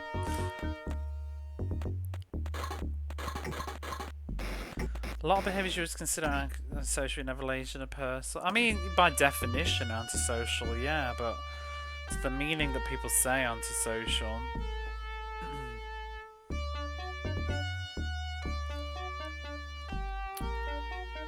Yeah, online interactions too, though, because the thing, I'm reading your parasocial, I'm reading a comment and not saying what I'm talking about right now, but yeah, parasocial interactions can be easier than some social interactions. There's a very, I do have mindfulness when it comes to parasocial stuff, but it can also be a little bit toxic to say. I think sometimes we don't give enough people credit to just be mature and understand boundaries. Some people don't understand boundaries, but yeah, I think a lot of people are very comfortable in reality. But I don't even know what any of that meant that I just said. Whatever. I'm sure that it was really deep in my head, but yeah, I'm just not extroverted enough to express it. Let me backtrack on that sentence. What was I was going to say two things. What was the second one? It's probably better than the first. Oh, I was going to say, I think it's easier because we're all online and we all have a certain level of comfort. I mean, I think it's why a lot of people that typically aren't as outgoing gravitate towards platforms like this. And this is like, you know, in the 2000s, it's the equivalent of people on forums, that social aspect, but it's in your comfort zone, because if I want to, I can quite literally just end the stream and go and lie down and you've all gone. Do you know what I mean? And you can also just close the stream. You have all these outs. It's not the same as being sat in front of somebody where you can feel uncomfortable and can't remove yourself from the situation. So I think it does change how we interact. But I'm good at continuing a conversation, but just starting something from scratch is tricky. Yeah, me too. Well, it's not true though, because if I'm with my best friend, like I go over to my best friend to watch a movie, and like I'm doing right now, just talking, I can talk and talk and talk and talk and talk. I can have all sorts of conversations and jammer on and on. Go home, talk to my brother, the same thing. I can jammer on. If I talk to my mom, I can talk to my mom on the phone. But put me in a situation with people that I don't know very well, and I struggle to fill the space when I'm feeling uncomfortable. I think is more what's true with me. You can't be interrupted. Something's interrupted. Oh yeah, there's a lot of people do. I mean, I'm guilty of that sometimes though. But yeah, I mean, the great thing about the art of conversation, isn't it? You have people, and I think everybody does it to a degree. Some people aren't talking to you, like they're not listening to what you're saying. They're waiting for you to stop so that they can speak. Do you know what I mean? They're not listening to what you're actually talking about. They're listening to see when you've finished. And that's not a conversation. And sometimes I think we all need to be mindful of that when we're having these conversations. Sometimes when you're talking to a friend, it's almost like you're just waiting for an opportunity to speak rather than actually listening. So, was it a really good point? Because I don't know what I said. Maybe you took it in a good way. But I think I'm very, very cautious about parasocial relationships. I'm very everybody that knows me, you know the way that I stream and how I've been on this platform ever since the day dot. I'm very about my personal space and my boundaries, and I don't want unhealthy parasocial interactions. But at the same time, and this is what I think I was trying to get at, I find also labeling everything parasocial is a bit of an ugly term, because I think you can be like friendly and friends with people without it being unhealthy. Do you know what I mean? If everybody's comfortable, it's like people show up, I'm like, oh, how's the book going that you're reading and stuff, and how are you feeling today? That's not parasocial, that's just getting to know people and having conversations. Parasocial is feeling like you know more about a person than you do. I think just because you have more access to them than maybe they do to you, if that makes sense, is how I kind of view it. I think, and when people, I think obsessing about unimportant details and wanting to know things that aren't being offered to you is parasocial, I think. It's believing that you're more than you actually are in a relationship or something, I think. I think that's parasocial. But as long as everybody knows where they are, does that make sense? Do you know what I mean? Oh, that was another thing, yeah, about just being online. But yeah, I mean, the only times in the past where I've felt parasocial vibes, that I've actually banned them, but I've had in the past, you know, and people just been a bit too creepy. Like, oh, when's your birthday? If I don't want to give you that information, you're not entitled to know it. Do you know what I mean? And getting all like, oh, I'll have to remember that. Why would you have to remember my birthday? You're somebody on the other side of the world, and I've already said I didn't want to tell you when my birthday was specifically. And I did a birthday stream, and they just presumed that I did it on the day, and they were like, oh, so this is your birthday. I'll have to remember that. And I'm just like, you're really creepy right now. Like, no. But also just, I felt like they were just that was worth the wait, wasn't it? That was worth the wait. Oh, we're still alive. I felt like they were just profiling me and bringing, filing away information, and it was getting creepy. Like, you know, just comments, I would make a comment, something about like, oh, doing drama in school or whatever, and they'd be like, oh, I never knew you studied drama. And I'm like, well, why the fuck would you know? Because you don't know me. Do you know what I mean? That's the line. Yeah, I'd like to get you. That's not parasocial. That's just theft. That's theft. So, oh god, here's a right parasocial right now, bar face. Oh, I died. What did I do? Cheapers Creepers with a pseudo creeper. How are you? Well, yeah, we are. We're just having chats, and we're connecting over our hobbies and things that just connect us by interests and stuff.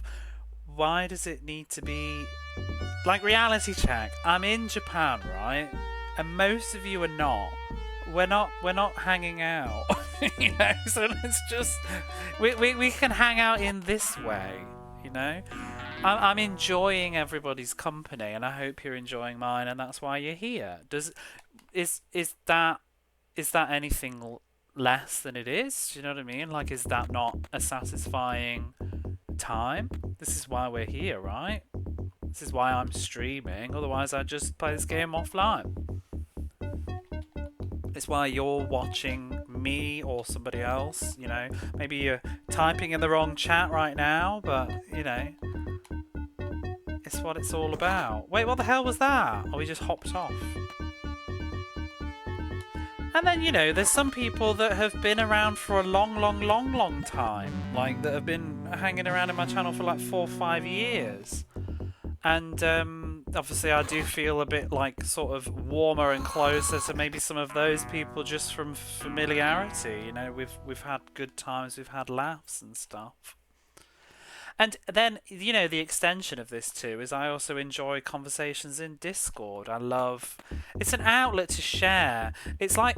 It's forums. It's forums again. You know what I mean? It's meeting people that have your hobbies and interests, because sometimes they're not around you in real life. My co-workers don't give a shit about Prince of Persia on the Mega Drive. You know, like my best friends don't care about it either. Sometimes you just want to find people that have those interests. Some of the books I'm reading right now. I'm loving talking to some people about books. I like talking to some people about music or whatever in Discord. And you know, another thing that I really get out of this too is not living at home. I love talking to some of the Brits and just remembering my my culture and my food. But I also like talking to Americans because then I hear, and other countries, I hear about other things that I don't even know about, like different foods.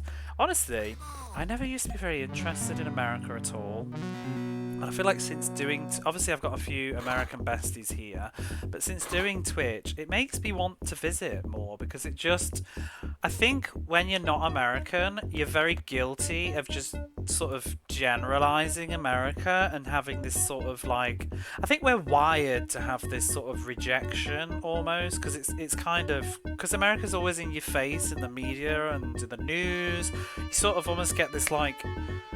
biased dislike that you can't shake, but once you start interacting with actual people from America, you really just start to realise that your view of America is so small and narrow-minded, and there's so many different places and people and culture and food, and yeah, it's interesting as a non-American person. I was talking to my friend about this recently, but you know, just like the fact that like you can live in like the northwest of America and it's like night and day from the southeast or something in terms of culture and stuff. Need some extra of the bushy ears. But yeah, it helps me now because you still see that like there's so many good people that I talk to despite what the news looks like. Oh, Prince of Persia is getting real heavy, isn't it? But we're not finishing this level. I'm not even reading chat at all at the minute. I love Chakan and Mega Panel. Are we parasocial? Oh, we're para something. Ask a question, then answer their own questions before giving you the chance to answer. Exactly. Sometimes people do it as a bonding thing, though, and I think I do. I definitely do this, but I'm learning. Thank you for the bits. I'm learning not to. I used to think it was sort of excusable, but I think sometimes, and I know some people that do this a lot, but we tend to try to share our own experience as a way to connect and empathise with the person that's speaking. But sometimes you need to remind yourself that it's not your turn right now, and maybe they already know this story because you might have said it before. But also, if they're telling you something right now, they want you to listen. And sometimes you don't need to empathise with someone; you just need to listen. The best example of this, and we're not going to go down a big dark spiral of this, but I think you can take a step back and apply this to anything, but grief in particular. When someone's going through grief, they don't need to hear about your previous grief. They just want to talk about theirs right now because it's new and it's fresh and it's raw. There's nothing worse you can do than to constantly try to pretend that you understand how they feel or try to understand how they feel. Just listen. But that's a heavy example. Taking a step back is to just lots of things. You don't always need to have an equivalent. Sometimes just listen. Instead of trying to like guess how they feel, just listen. They're probably telling you, you know. You don't need to have oh that's just because you'll hear these sentences. You're like, oh yeah, that's just like when. Well, okay, and it's now back to you. Do you know what I mean? You do get that sort of a thing. Why is the prince not moving? I don't know where he is right now. I'm holding walk and move, but I'm not sure where he is. Wait, oh, he'll hang on that... Okay, so he'll hang on that ledge forever. This game is so dickish. It's dickish. Look at this. He's hanging onto this ledge forever. But you know, any ledge that's like over death...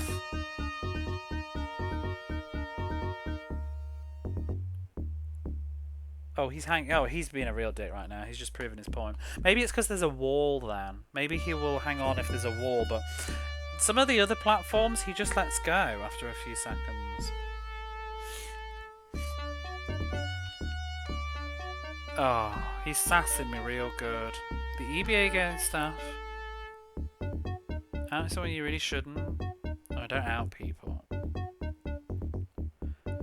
There's a huge mix of people, or we're throwing your eyes out. Well, yeah, but every country's got their idiots, haven't they? Right, let's go again. He's showing off how strong he is. He's just trying my patience. Waiting for us to yap. I know, the game's not happening tonight, is it? I should just like put columns on or something and keep chatting. I'll be lucky if I finish this level before bedtime. Off we go.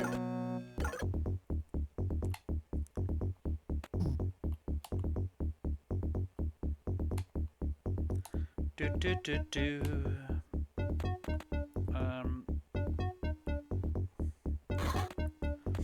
But yeah, I don't know. I think it's all about knowing boundaries and just keeping a little bit healthy. Not everybody's good at this though, I think, and it is difficult because I get this a bit. You know, I've been watching all my YouTube videos with the girls that are reading all the books, and I'm reading a lot of their books. I'm getting parasocial. I'm holding my hands up. I'm getting real parasocial. I'm loving knowing all about their lives. I have not contacted them though. Do you know what I mean? I haven't even commented on a video. I'm just watching it. But I feel like I know them now. But I don't. That's the reality. I don't know them at all. I just know what books they like. I don't know that they had a shit day last week. Do you know what I mean? You should probably get to bed. I need to go to bed in the next hour. But yeah, I'm watching my book YouTubers at the moment. I think we all get a little bit parasocial. They are. I think as long as you can identify it, it doesn't matter. And it's comforting because you know what else I used to do? And this is I mean, it is parasocial and it isn't because they're not real people. But it's like watching a TV show as well. Like I used to, when I was depressed, like if something had happened, like a breakup or whatever, I would always whip out. I remember when I was going through really bad breakups, I'd always get out the Sex and the City box sets because I liked spending time with the girls from Sex and the City. They were comforting. They're not real people, but it just was soothing to just watch their lives a little bit and relax. And that's sort of parasocial. They just happen to not be real. Played by actresses. I used to also watch Will and Grace. And it was sort of a thing. It was an in case of emergency break glass and get the Will and Grace box sets out and a bottle of wine. Yeah, that's the weirdness, I think. This is a little bit different though in some ways because I'm obviously not a very big streamer at all, so our conversations are a little bit bigger and longer and more direct. But you know, if you're like a big streamer where someone chatting in your chat is like kind of a sentence and that's it, and you don't really know who they are at all, because I kind of have, most people have been around a long time. I have a sort of mental sort of profile of who they are just based on things that they've said over the years or the months or whatever, and I'm fairly good at remembering people who have been around for a while, and I start to just remember things that they've said and what they talk about, or movies, or who told me about that. And so it wouldn't be quite so weird, but you know, you think about like YouTubers I mean, that's a one-way street other than someone commented on your video, but that's totally one way. Like these book YouTubers, I mean, the thing is for them, they don't even know I exist as a person. Do you know what I mean? Because I've never even but I could be like, I feel like I'd be like able to say, hey, how are you? But I absolutely wouldn't because I don't know them at all. Bugger. Yeah, but top 1% out of loads of people who are even higher though. You know, millions and millions of people. It's not a lot. I just mean it, you know, in comparison to like even just some of the bigger people in retro, you know, that probably stream to like 100 people a day or whatever. There'll be a point where your brain can't retain all this information. So a lot of people, especially people that maybe don't talk a lot, they're gonna just be random names that you don't remember, and that person might remember you more than you remember them.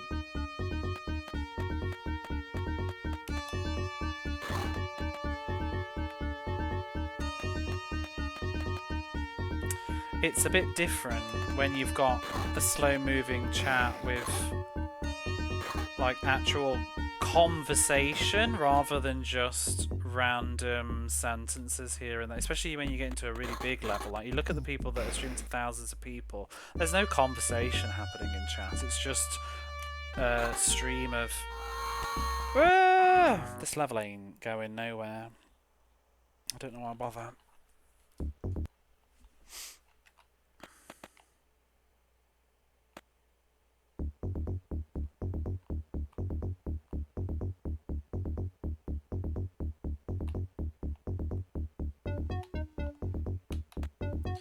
So it's sort of it's an awkward balance, isn't it though? Because the bigger you get, the less personal the interactions are going to be. But at the same time, I always kind of don't.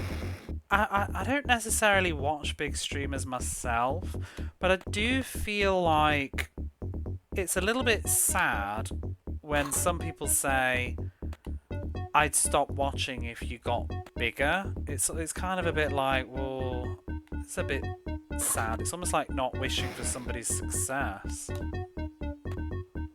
I sort of get the apprehension when somebody's already established and you've only just found their channel and you're finding it hard to speak up. I definitely find that. But also sometimes you don't need to necessarily interact with every single streamer that you watch. Like if you just enjoy watching, you don't actually always need to speak. But yeah, I do find it. There's some streamers that are partners now that I've watched since before they were partners, and I still feel very comfortable and easy to do that. But yeah, I do find it a bit. Even if you think it, I don't know. I do find it's a little bit like, well, sorry. I'll try and not grow at all so that you can keep enjoying the channel. But the reality is it would get harder the bigger you get. The dynamic would just change though, but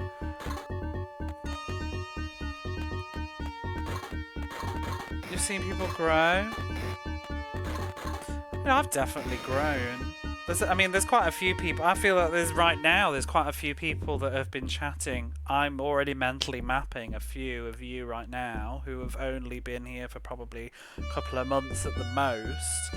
And this time last year. But the thing is that's the other thing I was going to say earlier and I didn't. It's kind of revolving doors with some people, and I think you need to let that go. Otherwise you're going to go insane. Why do I keep doing this? I can't, because I'm talking. This is the kind of short-term memory that I'm struggling with. That's like repeating the same madness over and over again. But like, people come and people go around my revolving doors. Just please leave that. I fell into it. It just started going. But no, they do. People come and they can't without going into bloody crazy town. But that's just the nature of it, isn't it? People stop by and then they eventually disappear. And if every like 5 new names that are now regulars, there was probably 5 regulars that have gone. Or 4, hopefully not more. Otherwise you don't grow. But yeah, that's just sort of how it goes. For various reasons. Maybe it's a schedule change. Maybe they've changed jobs and now you don't line up. Maybe they've got, I don't know, had a kid and have different priorities. Maybe they've got married and don't live alone anymore and now they need to stop being so antisocial to their partner or whatever. Maybe the sun is shining and they decided to go out. Maybe they've started exercising and that's their new routine and you don't fit in. There's lots of reasons. Maybe they've also just decided that you're a knob and they don't like you. You know, there's lots of reasons why somebody might not be around anymore. You just maybe filled a need at that specific time. I'm definitely watching Twitch a little bit later. I go through phases. I'm watching Twitch less at the moment because I'm trying to focus on reading. But it depends.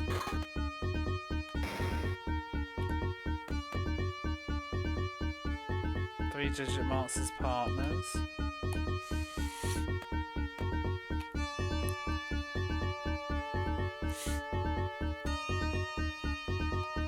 More people just disappear, don't they?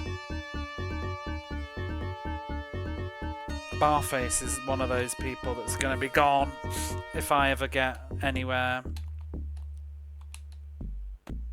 with your VIP.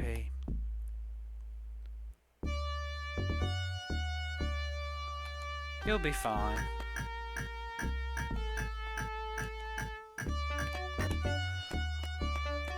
There's always Discord.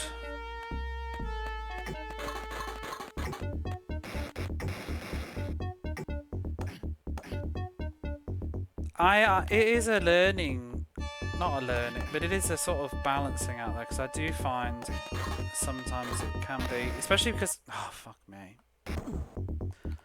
especially because I'm very game orientated. Usually, obviously not right now, but I'm quite game orientated because everybody's different on Twitch. Some people are very much here to be a sort of, wow, a sort of streamer entity.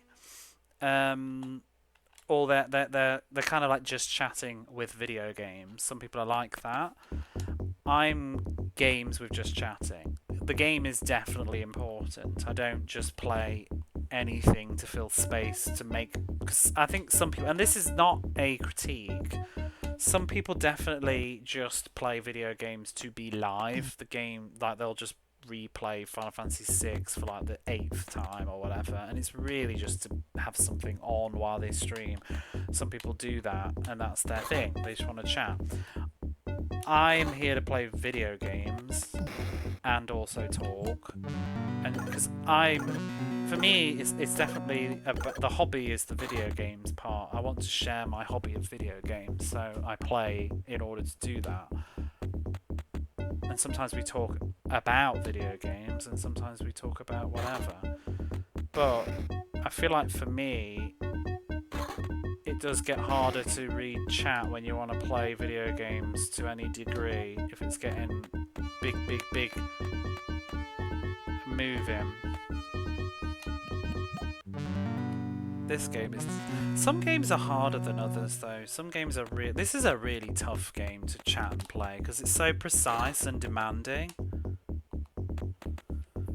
It depends on the game. Like a golf game is fine, baseball is usually fine, a lot of simple platformers are fine, but games like this, they really suck the mental energy out of you a bit. One thing has to suffer, the conversation or the gameplay with a game like this. At the moment it's the gameplay.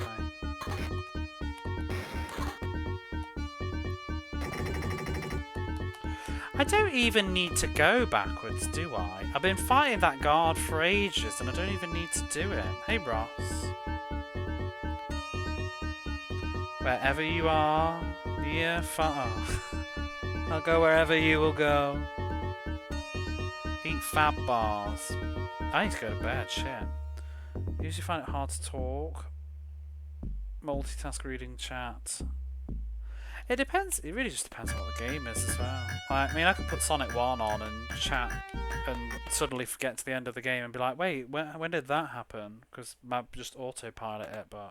Well, although the last few times I've tried to play Sonic, I've game over. Just embarrassing. We've learned about a lot of frozen foods. Right, new bit. Let's focus. Shh. Let's focus. All of you. You can still talk, but I am definitely... What am I doing? So fucking focused.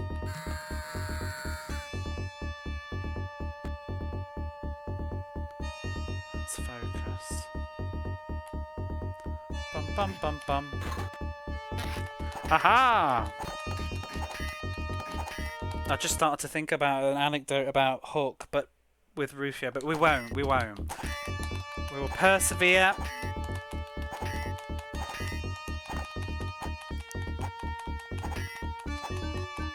Look, we're back to focusing. I'm not going to tell you about the fact that I posted on Bluesky earlier about things that were triggering as a kid, and Rufio in Hook was one of them. And I watched that clip earlier on YouTube, and it brought it all back to me.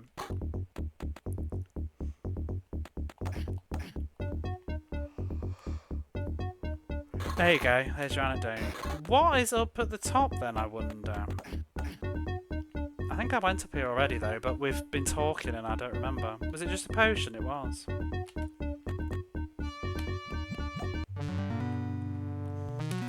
There we go. Please stick around for more anecdotes. Secret of Nim I also wasn't keen on with the dagger stabbing. Didn't like it. Now, what we need to do is we need to run and jump to... Oh. I want to know what's down below. No, I don't.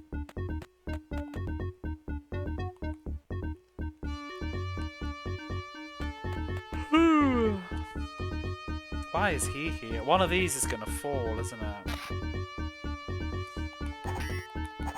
Maybe not.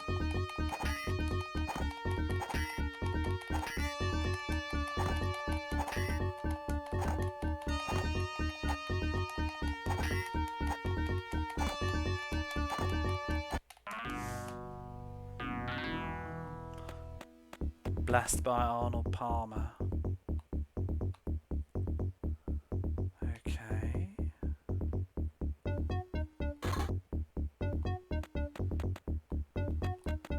Like, this just seems a bit contrived for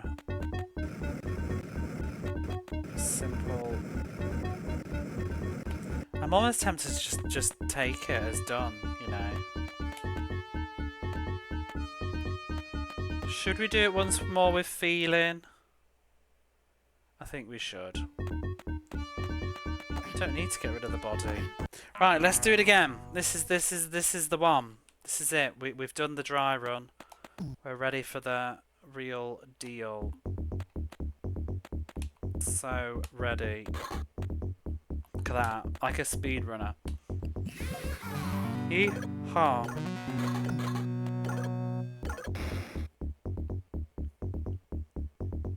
Bum bum bum bum. Whatever. Don't need it anyway. I do need the health though.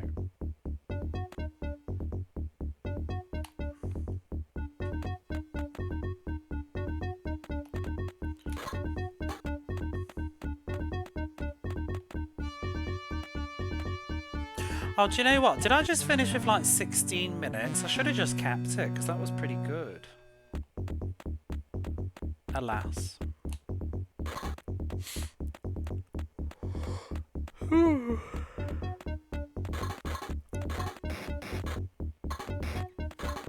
Feeling like Prince of Persia can end tomorrow though. 100% kill run. Oh, there's your fucking 100% kill run.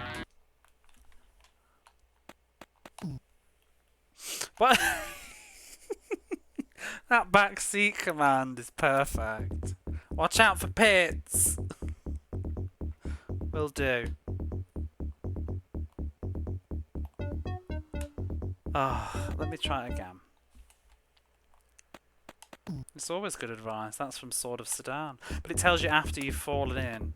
So it's not very good advice.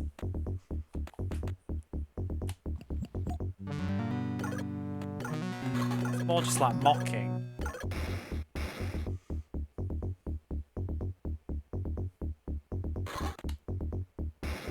Watch out for ceilings.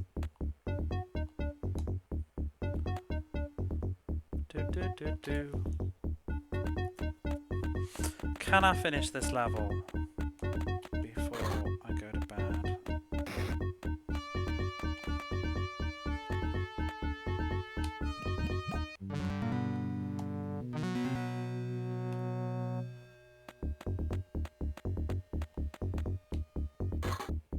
fucking... Whoa.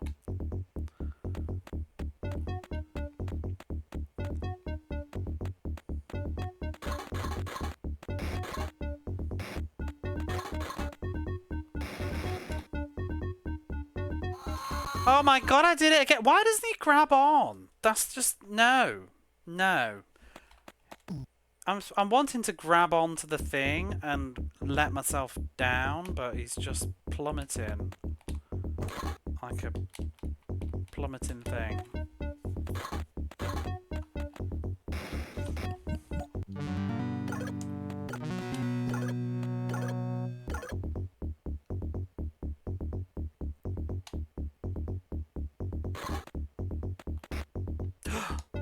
So smooth.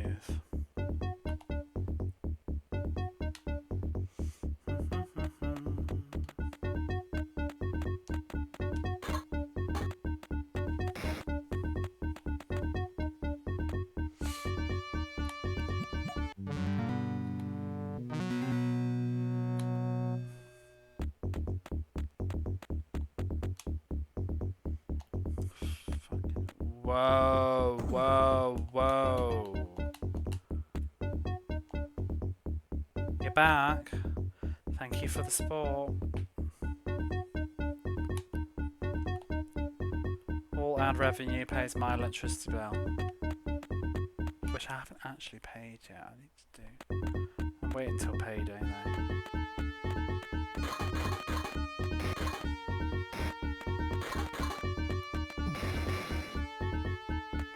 And now I've got the air conditioning on. Oh lord. I've done it again! I've done it again! I've done it again! Oh. Oh, now he grabs it though. I'm sure I've tried to do that.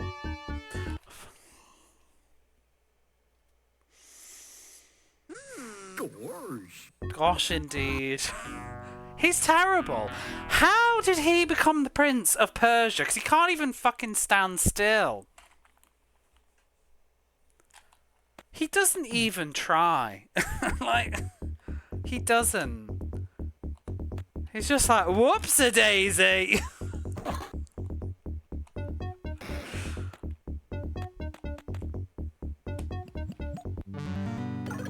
Prince of Persia takes a tumble. Jafar's the right idea. He's probably wasted on all these potions. That's the reality. Whoa! He's born into it. Well, he's not Prince actually. He's got to be. He's got to marry the princess, whoever she is. That's what it's all about.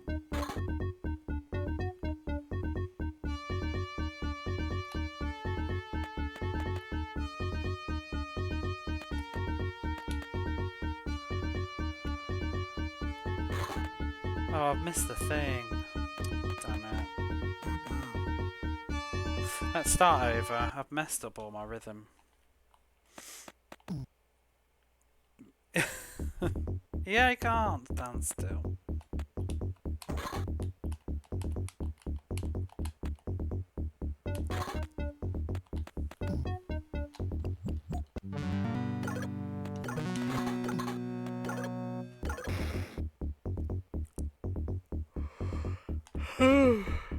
Oh my gosh, I really should go to bed. Also, morning me will be really disappointed in myself. I got a big day at work.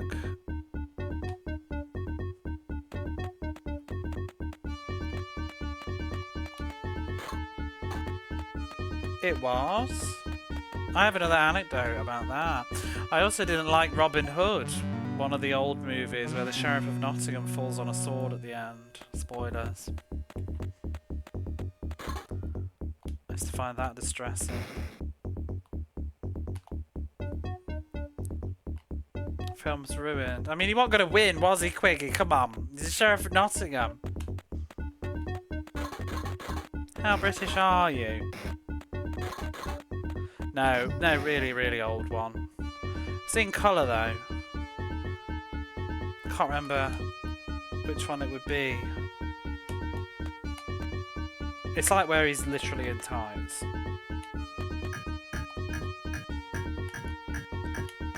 I want to say Errol Flynn, but is that one in colour?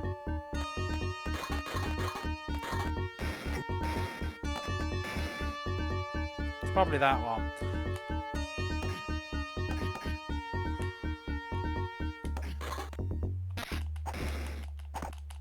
You git. Oh, fuck this guy.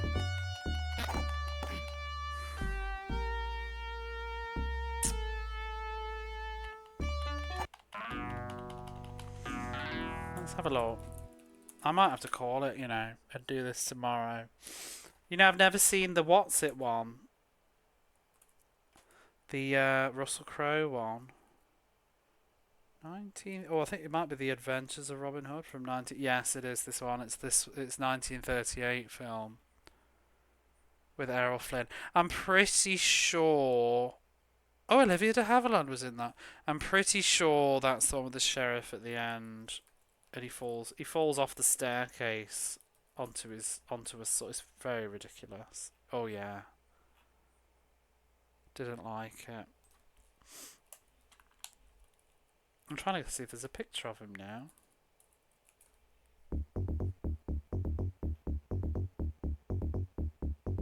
Or was it the sheriff? Maybe it was the king. I don't know. I used to watch this film. I'm sure that somebody falls off some stairs.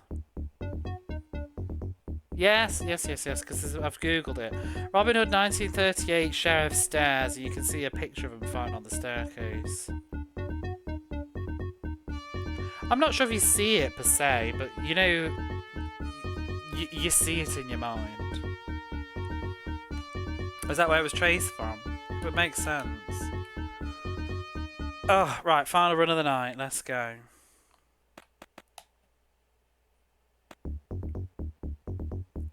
And thank you for this.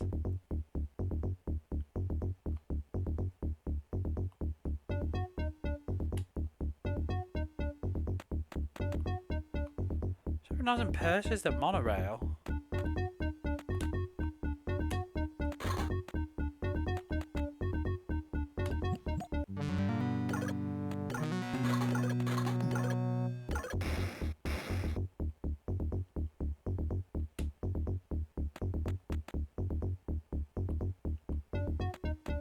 What am I doing? Doing this all wrong? You got a good feel about this one, don't, because I'm already screwing it all up mentally. Whee! We're just wasting time. I should have just kept the run that I already did.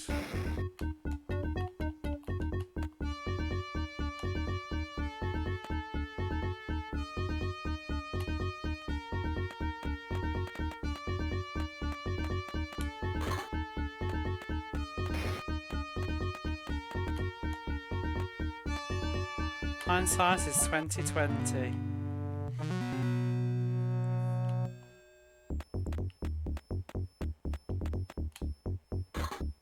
Bugger.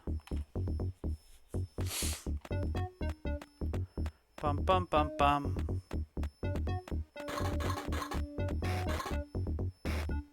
Let's just shut up that buzzer. Fuck, whatever, he's fine.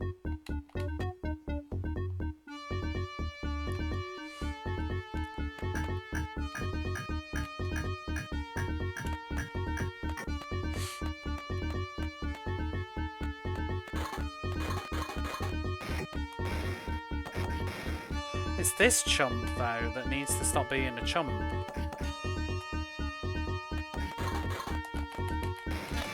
Oh, he's such an arse.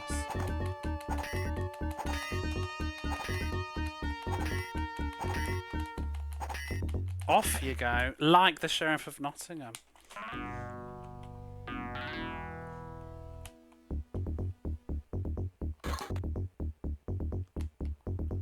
Stop him. Yes. Do I even need the health? I probably don't.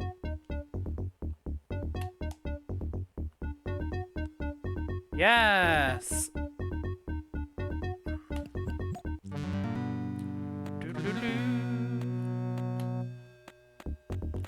Yahoo! Okay. What's next?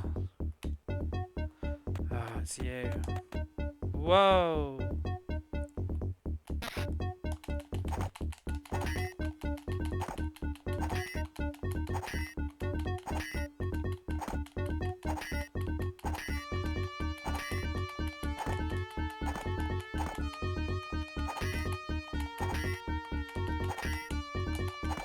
Oh, come on.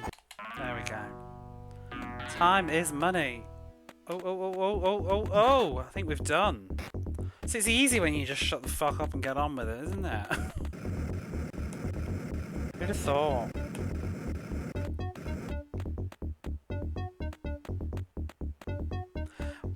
That's a good time then, isn't it? What was it? What did I do? Did I save any time? No. Yay! Okay, yeah, you just gotta detox all conversation before you embark. Let's put the password in, level 15. RZZZHHA. But I think we will do this tomorrow. Enter the password. RZZ. New scenery, kind of. Ah, bugger. I didn't do it properly. I want to make a save. I think there's only 3 levels left now. This is a unique level as well for the PAL version that we're about to endeavour on. And then I think the 17 levels. So maybe tomorrow night we can finish it. Different colour stone, you reckon?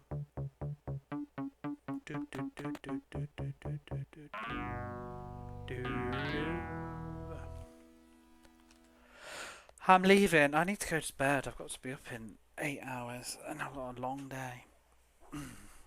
Ooh.